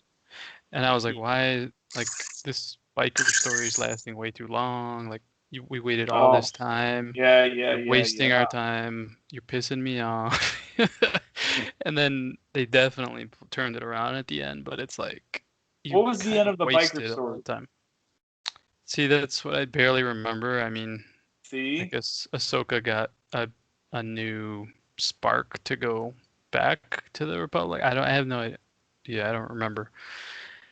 I just remember it ending very well, but the beginning was definitely really disappointing, and it had the exact same feeling, just like I do right now with this show. So I'm hoping that turns around. Yeah. Time will. Yeah, they gotta show us something here because it is going to the point I wanted to do the Bad Batch Justice because I like them a lot. They are cool. I guess real quick, we don't have much of them, but who's your favorite member of the Bad Batch? I'm starting to like Tech. Tech? Yeah, I like Tech. I don't know. Probably Hunter. Hunter. It's a little boring though. I definitely like kind of interesting though.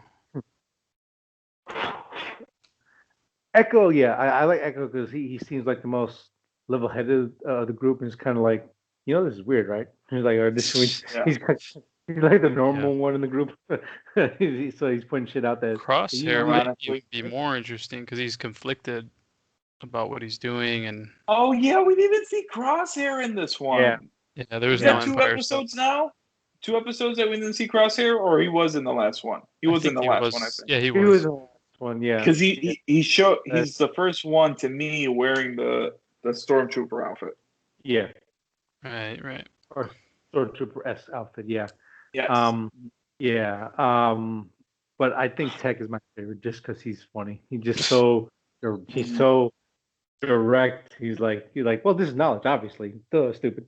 He's kind of funny to me, and the way he talks is really funny to me. But yeah, but like I said, I want to keep watching this week to week, but it is at a point where I'm like, maybe I can skip a week, or maybe we can skip a week and have 2 episodes instead of 1, week to week, because it's just not giving us too much yet. So, and I don't care about Fennec. Like, I didn't care about her in Mando. Don't care about her in this. Yeah. So, haven't really sold me on her. She's just another bounty hunter. Fair. That's fair. So even though bounty hunters are cool in this world, they are cool, and she is cool. Besides being badasses, there's not much there for many of them. It's like I have no real tie to this character other than being cool, like being another gunslinger, Yeah. So, I guess it's a beautiful show. I mean, the action's good. I hate to crap on it because I love this. It's so cool. It's good. Like even last episode was still a little annoying with the whole Echo thing. Not Echo. Omega stuff, but like the little lore stuff, and like talking about like Crosshair and seeing their new suit on the troopers, and them talking like, oh, like maybe this isn't, like those kind of things that like lead up to where we see in Star Wars and the films and in the original films. All that kind of stuff keeps me intrigued, but in this one, none of that was in here at all. It was just Fennec being a badass and making the Bad Batch work for their money, and that's literally it. That's the whole episode. There was, I don't know if you find it funny, but there was a little humorous moment where like Echo wears a mask and he looks like a droid, so they sell to a guy and he like takes control of those droids. He's like, I'm in charge. Like, oh shit, okay, no problem, you win, guy. And there's and he leaves, and then the droid's like, you heard him, I'm in charge now again. Yeah, and there's like a C3POS model there, and they all kind of have the same personality. And they're like, hey, whoa, they're always like spazzing out and stuff. They're very spastic and very crazy. So I thought that was kind of amusing, but it was enough to like save the episode. But no. So, but I guess they're on the run and they got this kid. They don't know what their deal is. But yeah, I mean, just want to kind of get to it. Yeah, yeah. I mean, yeah. Just give me something that cool or something like, oh, that this explains that, or like it gives us a little more ideas and not instead of just nothing. Because like I'd rather eight episodes where I'm really enjoying everything instead of 13 where like 3 of them I'm like, I don't know about this show. Yeah, I agree. I would prefer a smaller a season that's very tight and compact instead of a 13, 15, 21 episode season of just filler, great story, filler story. So I Yeah, think but I guess Fioni is a little bit more used to doing like 20 episodes or like sure. big seasons, I guess. But we don't know how much we're getting, and then it's like I feel like they're wasting time when we don't have much time. Yeah. Yeah. Well, any last thoughts on Bad Batch from you guys, or have we pretty much Not me. are piecing and count to 3? Not much, really, man. Not too much more for me. Yeah, it sounds about right. Yeah. We'll see what happens with episode 5, and we'll kind of make a judgment call if we want to stack the episodes before we talk about them, or maybe it turns it around. So we will make a decision. So that was our spoiler talk for The Bad Bitch. Next, we'll talk about Netflix's Army of the Dead. So, sounds good. I guess this is where we say goodbye to Manny because we don't want to spoil it for him. So, thank you for. I'll most likely talk about it next week.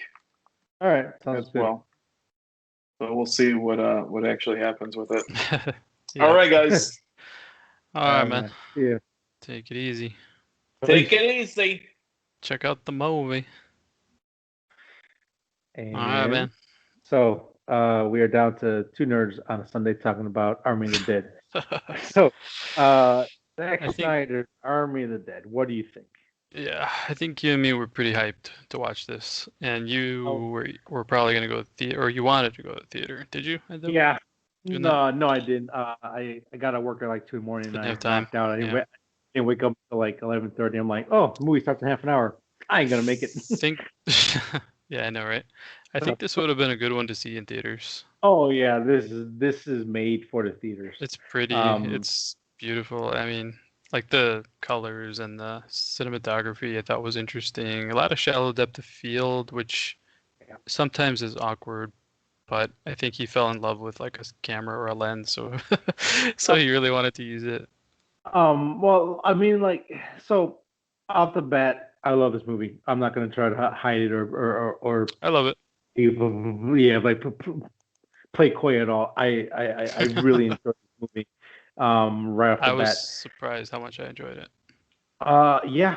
So at first I heard some reviews come out and I was nervous at first. But then I was like, you know what? Those aren't fans of these type of movies. This isn't their type of tea. So I'll wait until I start seeing people that kind of have more of my taste. Yeah. And then that's when I started to get excited because people were like, yo, man, this is Zack Snyder. He's back in zombies. And this was really fun. And like, it's a little long, but like, you don't really feel it. It's really good. I'm like, okay, cool. Now I'm very excited to watch this. And made some pizza, some wings. I watched it and very thoroughly surprised in how much I enjoyed it. Same here. I was surprised at the runtime when I first pressed play and it showed me 228. I was like, holy shit, this is a long movie. And like I won't say I felt it, but I enjoyed. I mean, I noticed, but it wasn't like to a point where I was like, this is ridiculous. Like, it wasn't like that. So a 4-hour cut of Justice League. How long is Dawn of the Dead? Let's see. It's like an hour 40 minutes. No, nowhere near as long, right? No, it's hour 41. Yeah. Yeah. So, you know what? I can't say it's better than that movie because I know they were totally different too, which is not really a fair comparison. But I enjoyed Dawn more. Like the reason why I say it is because like it's basically just a group of people and zombies, and it's like one plan is to escape them all, the other is to like have a heist in Zombie Run Vegas, but I think there's a lot of like things you can compare to films. But I think I like this one a little bit better than Yeah. just because. So right off the bat, Dave Bautista, he is actually a really good actor. Yes. I I've, really enjoyed him i here. like he's shown up in stuff where like he shows glimpses of being a good actor, like in Blade Runner 20 Mm-hmm. numbers. He 2049, I think. something like that. Numbers, high numbers. And again, he's in it for a short period of time, but he was really good in it. This one, he's on full display here. He's the main character, Yep. and yeah, like he's a Very big. human. I think he's like 6'3", 6'4", something like that. Jacked, Oh big yeah. guy, but he's able to play vulnerable and kind of like a Oh, he soft is. guy, and it works really well in this movie. Like I Like he's forget. not walking around pushing people around or trying to be Yeah, an alpha male or anything like that. yeah, He's just a and dude, and he's got a lot of weight on his shoulders. he's just a dude that likes to lift weights. Just about. And Well, he's good at being a soldier, but yeah, it's very not good. who he is, which is interesting. Yes. And I think he's gravitating to that as far as choosing his films and stuff. And you know, I I did enjoy him a lot in this, and I'm glad he's not trying to be that guy, like Oh yeah. just because he looks like that. I mean, you know what I mean? Like he doesn't want to be typecast like that, and he's done a good job of that, obviously, showing his comedic sides and all that stuff, That's right. while Yeah. still being able to do action. So, Yeah, he has a very diverse roles that he's done already, and I think in a pretty short period of time. oh yeah, Um, so I'm like, yeah, and I'm like, yes, he needs to make Gears happen some way, and he needs to be in it man, as much as Phoenix. please trust It's this like man. now it's like I think with this movie would be like he he could do it. I Yes, I mean, I'm assuming he's a fan since he's been trying so hard to get this movie made, or he just really loves the character or something like that. because But Mark at this point, is a little bit layered. Like he's not just a knucklehead alpha male either. no, he's not. He's got baggage, he's got psychological stuff he's dealing with, and he's Yeah. good at being a soldier, but he's also a good friend and a good, you know, Oh, he watches out for his squad and everything, and yeah. you know, He is. I think he could definitely do it. He's definitely not from the '80s. He is. He's actually a really good character. I won't say he's like a phenomenal character, but he's No, great. but he's better than he He's has any right very. to be, because he could Yeah. just be a big dumb meathead. Yeah. But Dave was um, awesome. I really enjoyed him he was here. great. Yeah, You like know, the father-daughter thing that that. struck with me, and especially the ending scene. I hate to jump around, but Oh no, yeah, it we're just just gonna kind of jump is around. coming to me. But the Yeah, way he delivered, you know, and I love the way they filmed the scene where his family gets ripped apart by zombies.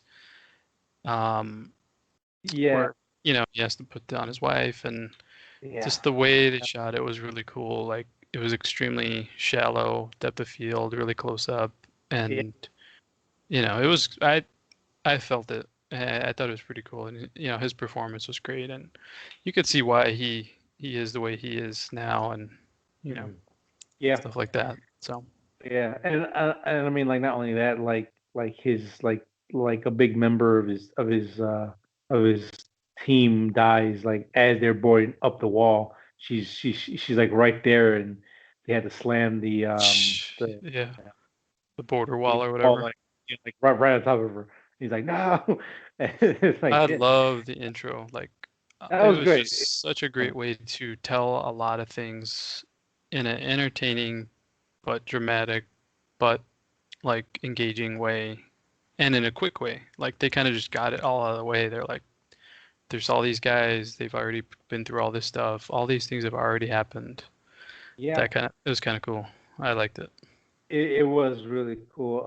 And like like little touches where like they're like standing behind a backdrop with like a picture of their family or something like that, and they're all geared Right. up, and there's like a zombies, like all these little stuff is really cool.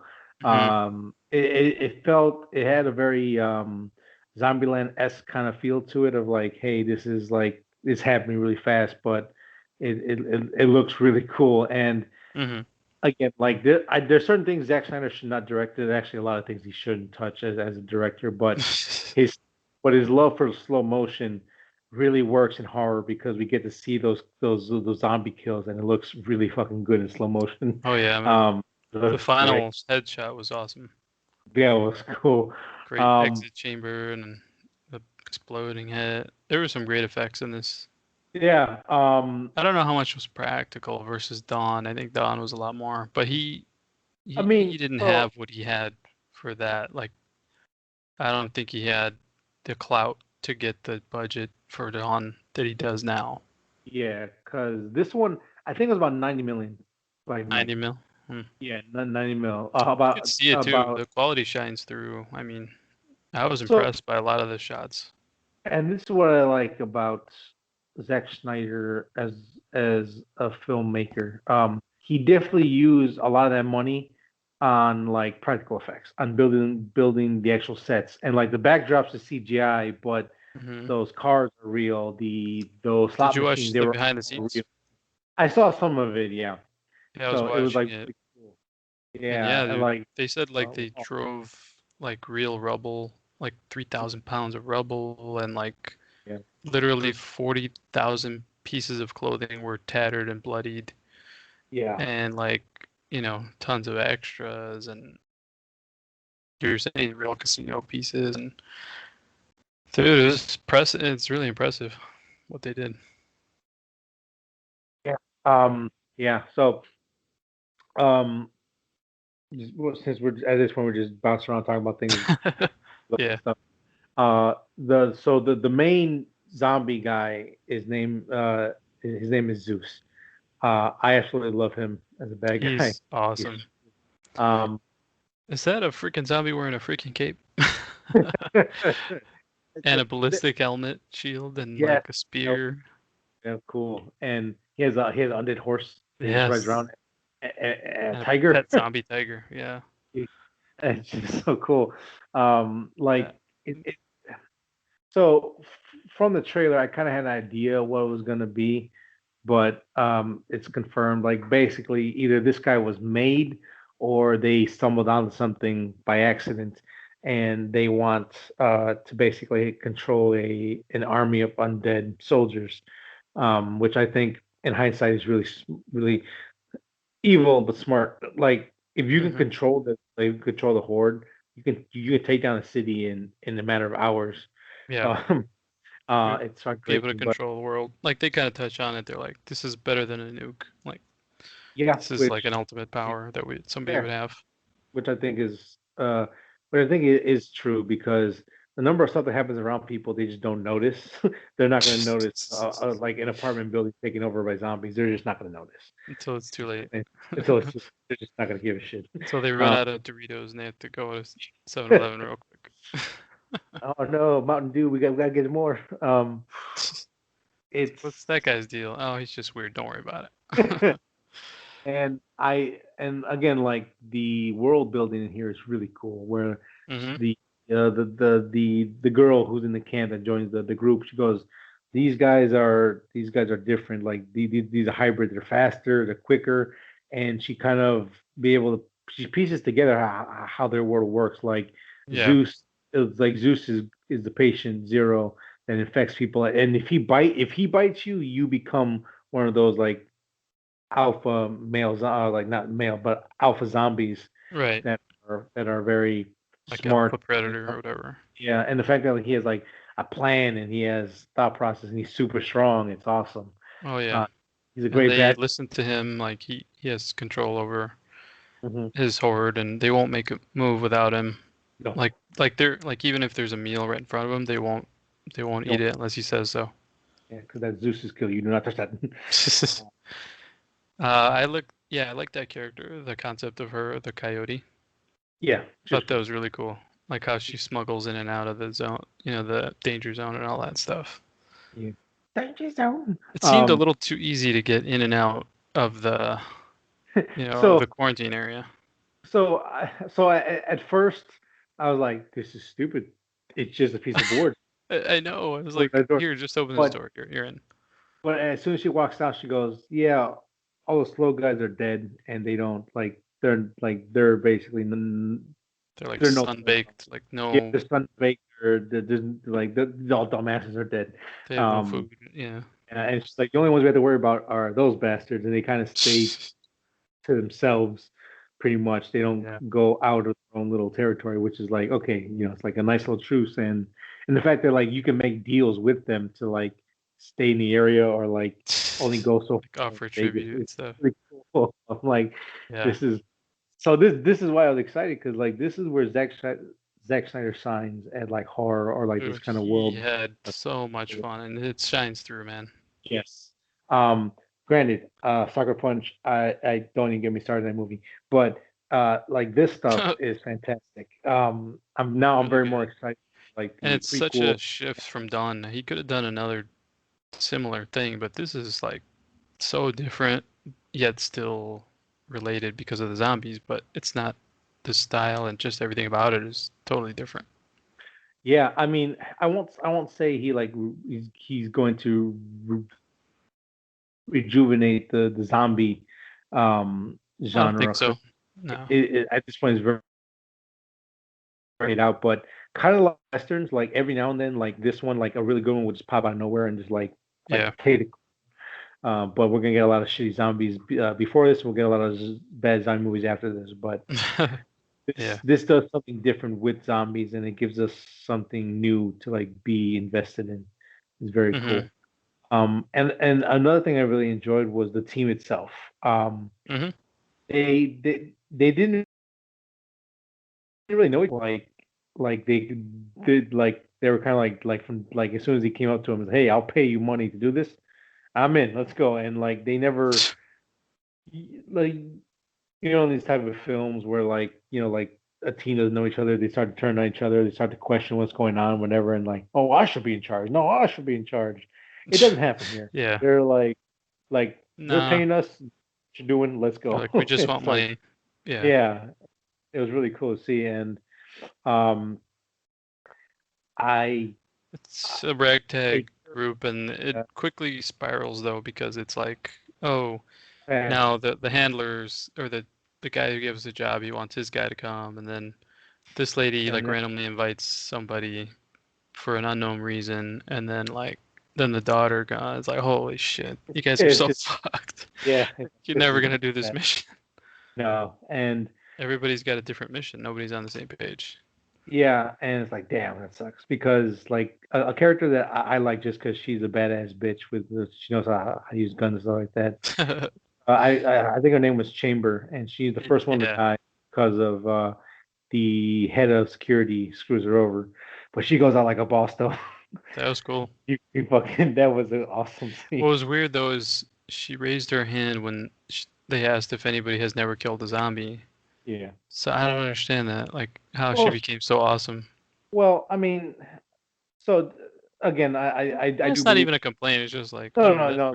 Like I do believe in show and tell, but the guy she comes with, he's a gangbanger, and it's safe to assume that she's also a gangbanger. So she knows how to kill, just never kill a zombie. I see. And so I'm assuming she just knows how to beat people's asses. But that kind of makes sense. You know what I mean?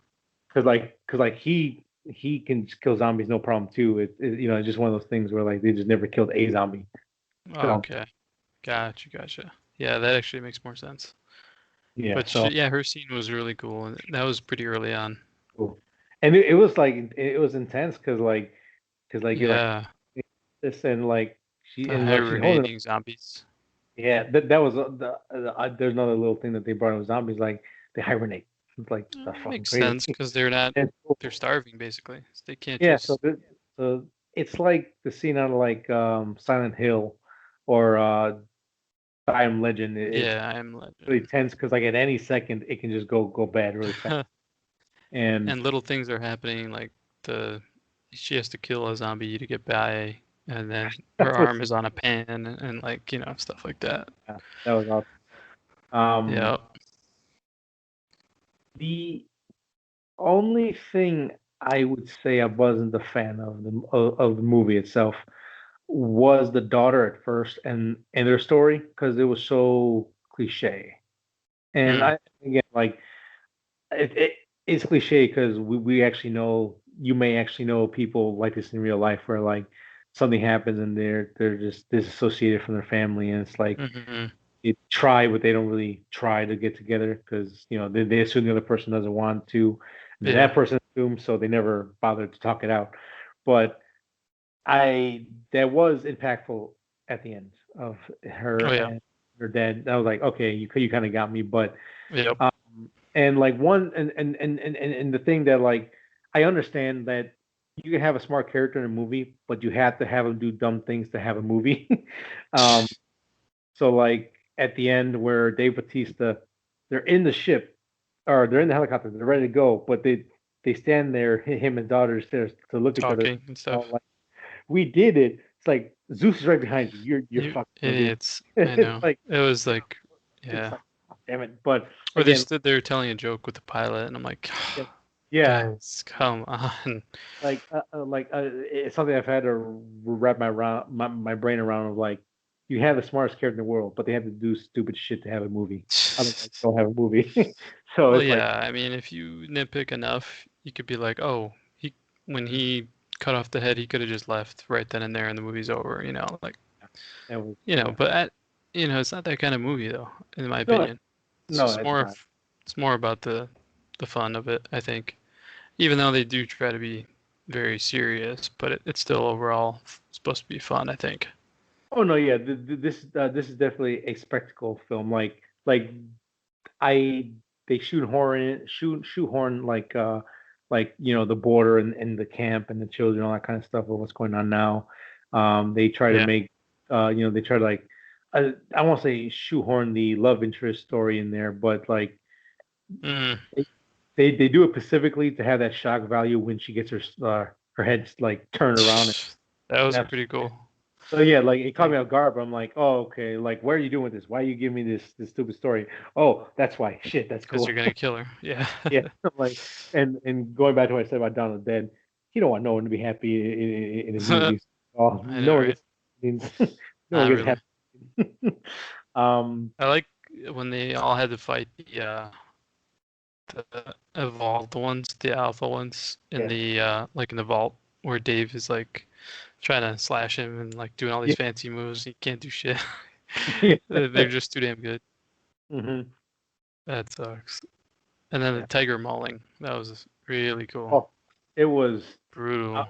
it happened to a character who deserved it 100%, but like, damn, Yes. like just kill him. Holy shit. Way he was slashed to ribbons and like crushed his skull with his mouth, and it was and awesome. and it makes sense because cats like to play with their food where they kill it. Like, Man, yeah, like really you ever played like with that one. yeah, like if you ever like watch a like a cat like with like a mouse, they're smacking around, they're throwing Like it around, flip like it and step yeah, on it, or it's like they get off of fear, like yes, I it's can taste weird. Yeah, it was it. brutal though. It was cool, it was awesome. Um, what did you? So I guess like out of the crew, did you have any like favorites or people that like you thought were gonna be annoying, but were actually pretty cool? Uh, no, I mean they were all kind of transparent to me, Yeah, but they weren't too annoying. Like the YouTube guy I thought would be more annoying. right. The safecracker, I liked him, but He grew on me. he's doing certain things that were like purposely trying to be annoying, but it really didn't. None of the characters bothered me on any level really on that. The pilot actually, she was kind of fun. I liked her. She was Yeah. cool. So I And don't. Oh, I'm sorry. Go ahead. no, it wasn't a complete thought. It was just kind of like rattling. Okay, okay, it's fine. So actually, with the pilot, I don't know if you know this or not. She was actually digitally put into the film because What? yeah. So she replaced Chris D'Elia, who was originally in the film, but some allegations came out of him. Some people are accusing him of doing some bad things. Again, allegedly, we're not saying anything either Mm, or. So I don't know if it was Netflix or Schneider, but they decided so hmm. they they they kind of cropped her into the film. So they shot all of her scenes like after the whole movie was done, and then they like cropped her in there. I thought that was pretty interesting. And like That is weird. there's parts where you can see it, but like I'm pretty sure where like she was by herself on a helicopter on top. That was what's what I'm looking for? Reshot. There's a couple of scenes where they probably like redid a couple of shots, but the ones where like she's with the team is like she they had to like insert her and like you can barely tell. Like there's some spots you might look like, oh, that was kind of weird, but you really can't tell. I really didn't notice, man. Yeah. Like if you would have never said that, I probably would have never noticed. Yeah, I was like, that was really good. Did they just do her head or her whole body? Crystalia does not have the same body as her, so I think it was a full body. Who is that person? He's a comedian. He was on some shows. He had his own podcast. What's his name? Chris what? Crystalia. Crystalia. Never heard of that. Okay. Anyway. Yeah. So, anyways, again, it's all allegations against him. There's nothing concrete or anything come forward. But I think on the safe side, they decided to take him out just in case. So, yeah, I thought it was pretty interesting. Yeah. Yeah, I did enjoy that character. And yeah, I mean, as a whole, they worked, but individually, not all of them were really that good. But that doesn't really matter because it's really a team, and everything. A lot of things are happening, so nobody has to really carry it by themselves. Yeah. I guess the character that I found annoying was a daughter. She just really shit out of me. I thought she would annoy me more, but I think the actress was doing a good job. Oh, she was great. The character, the way that she was written, it was like, I understand you're trying to find your friend. Are you fucking stupid? You're gonna get everyone killed. like you don't want to sacrifice one person's life, but it's like, are you willing to sacrifice all these other ones just for one? It's a weird balance. It goes back to I know there's an actual term for it, but I'm gonna go with the Star Trek term of like, for the greater good, like, sacrifice a few to save the greater good. You know what I mean? There's characters who will never leave anybody like that. So no, I see where you're coming from. So like, for some reason, it just didn't bother me really. Yeah, it bothered me a little bit, but she was kind of out of the way for a good portion. Like she wasn't like every 5 seconds running away or trying to do something like endanger the team. Right. Yeah. I guess it was more. She obviously does later, but it wasn't like every 5 seconds. Yeah, I guess it was more of her comments or whatever. It's like, oh, so we're not gonna go in there? Probably not. Oh yeah, Dad. Oh yeah, we're not gonna do this. It's like I knew it. Right? Like, what the fuck? You knew what was gonna happen. I don't know why you're surprised at this. But yeah, I mean, she was pretty sneaky though. Like when she held the gate open with the bone and stuff like that. Yeah. But overall, though, I love this world and I want more of it, and we actually are getting more of it. But the question is, I was gonna say, did you hear about that? Yeah. So it's very confusing because there's like something that could be animated. There's something that Zach's not even gonna do.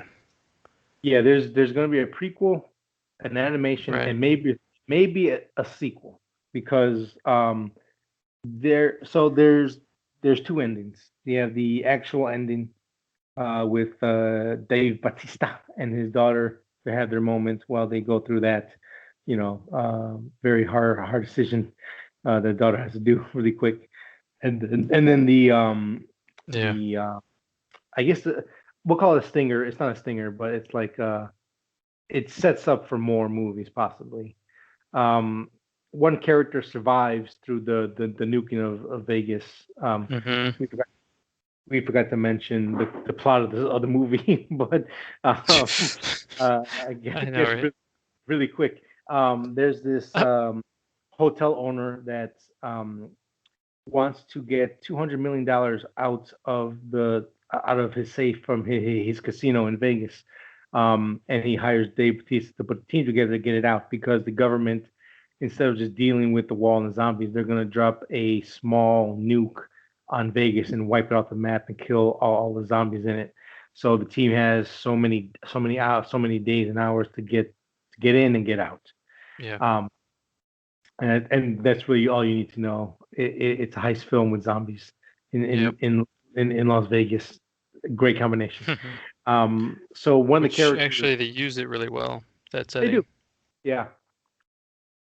Very well. Like with the queen is like a burlesque dancer, but her crown, like it makes sense in the zombie sense. So it's kind of cool. Like that. I like that. Cool. That was a cool touch. Yeah, little touch that makes it. So one of the characters actually gets thrown into the vault, and survives at the end. And again, jumping over stupid logic of like there's a lot of fallout. Probably shouldn't be walking there without a mask. But I forgot about that. Yeah. Yeah. He actually takes like 2 or 3 bags of cash with him, steals a car, and drives off the airport. Rents out a nice. I'm assuming it's a G4, maybe G5, but could be wrong. I don't fucking know.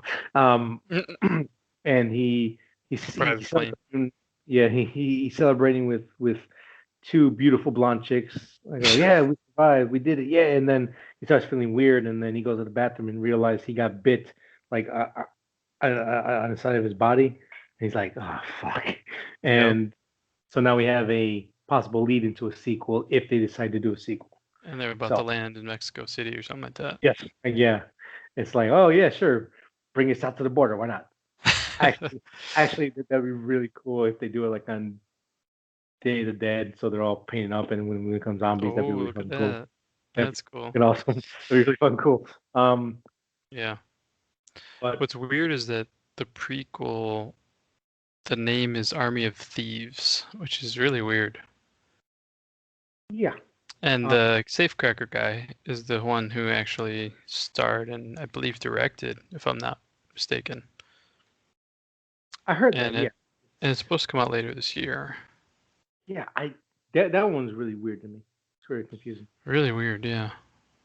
I mean, because why is that interesting? You know what I mean? Like, yeah, I don't know. Like, I think they were banking on that character to be popular or like likable. So they kind of that didn't pan out.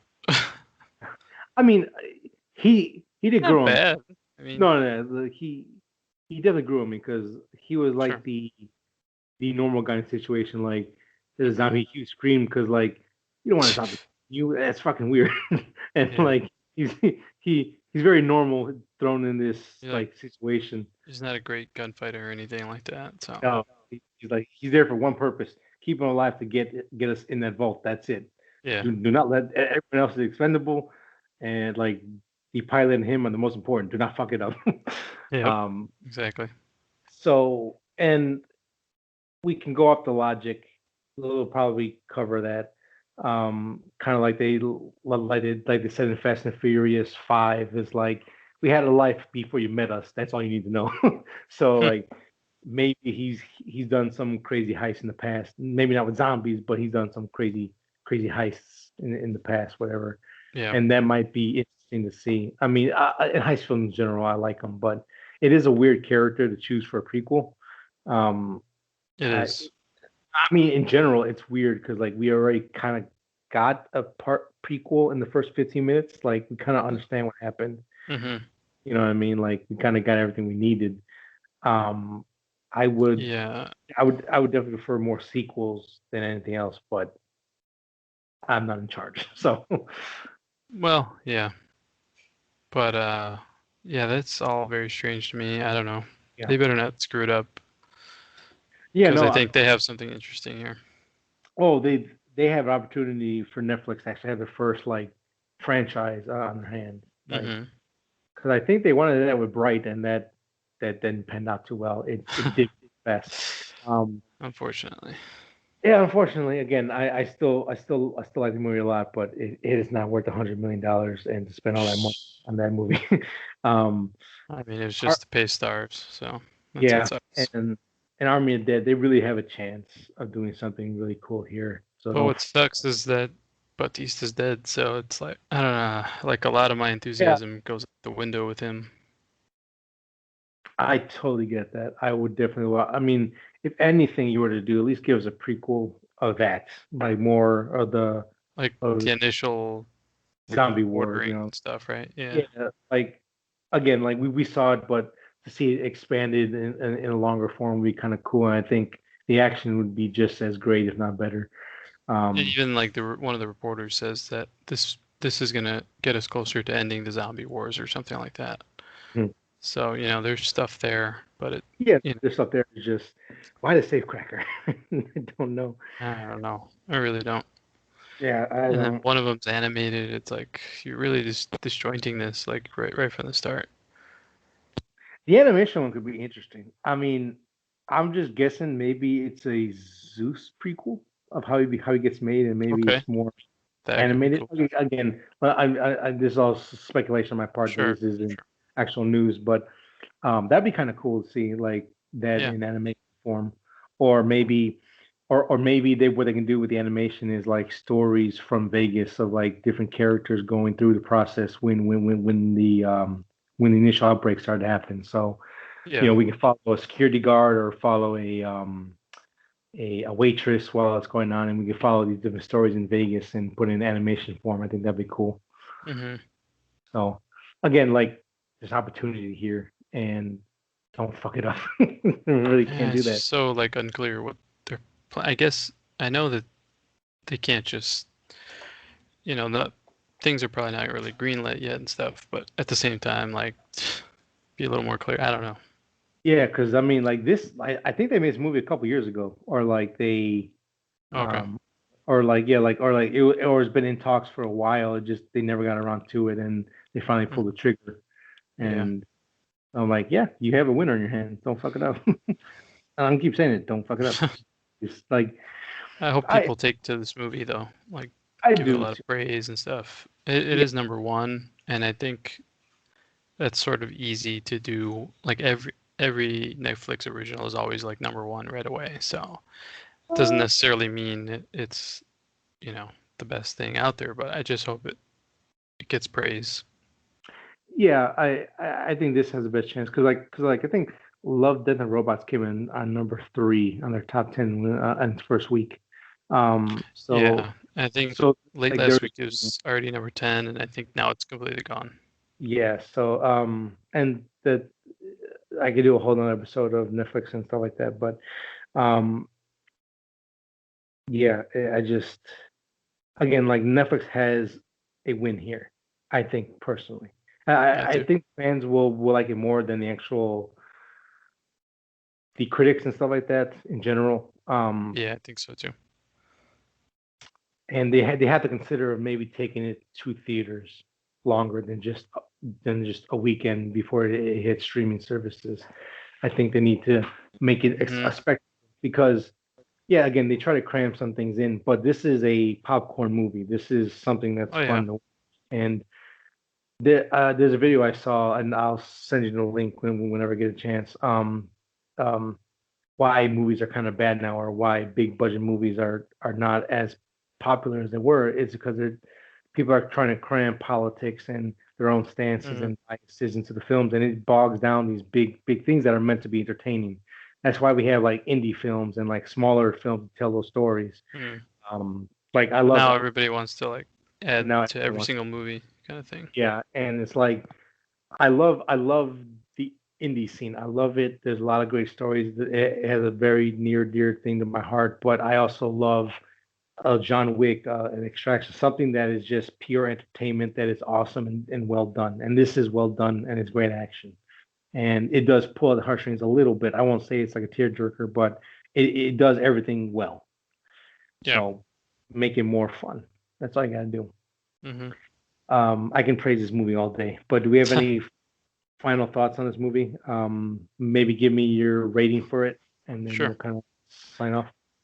Yeah, I ended up giving it an 8.5, and I think it had a good mix of everything that I was looking for, and it far exceeded my expectations. I was expecting to be let down, and no, I was not. So 8.5. 8.5, nice. I give it 8.2. Just go off everything you said. It's great action. I love the characters. They're very generic, but they do it well. Yeah. They spend the money correctly and wisely on all the practical stuff, and it shows really, really well. I love the ending. The stinger was unnecessary. They probably could have cut maybe 10 to 15 minutes off of this movie, and it would have been just fine. And so the length bogged it down just a little bit for me. It probably would have been 8.52, but it knocked off a few points for those little things. But overall, it was super entertaining.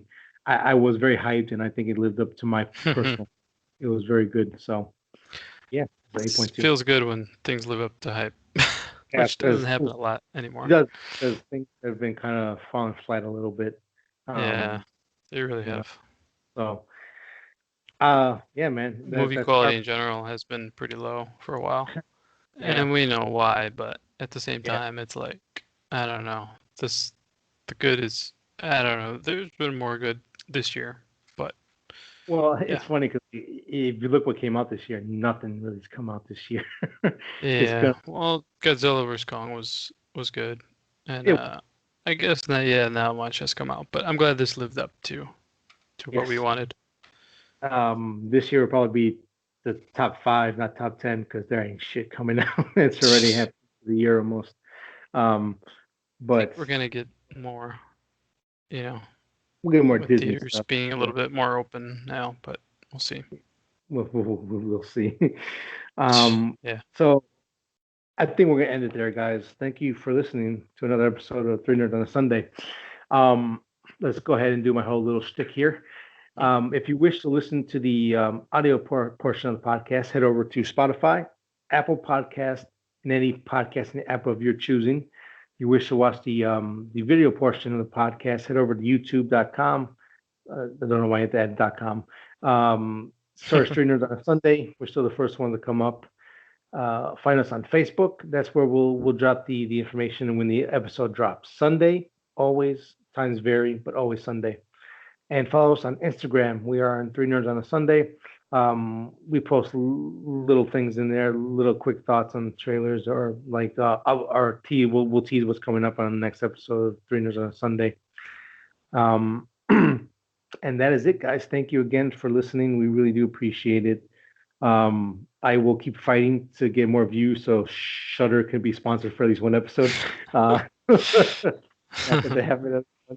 Again, you don't even have to pay us. Just like give us like a month free to watch it, and I will talk about every movie for like a whole month. Well, I've been mentioning Shudder as much as I can. So I'm gonna keep pushing for it. One way or another, it's gonna happen. Thank you guys for listening. We will catch you next week. Bye. Bye.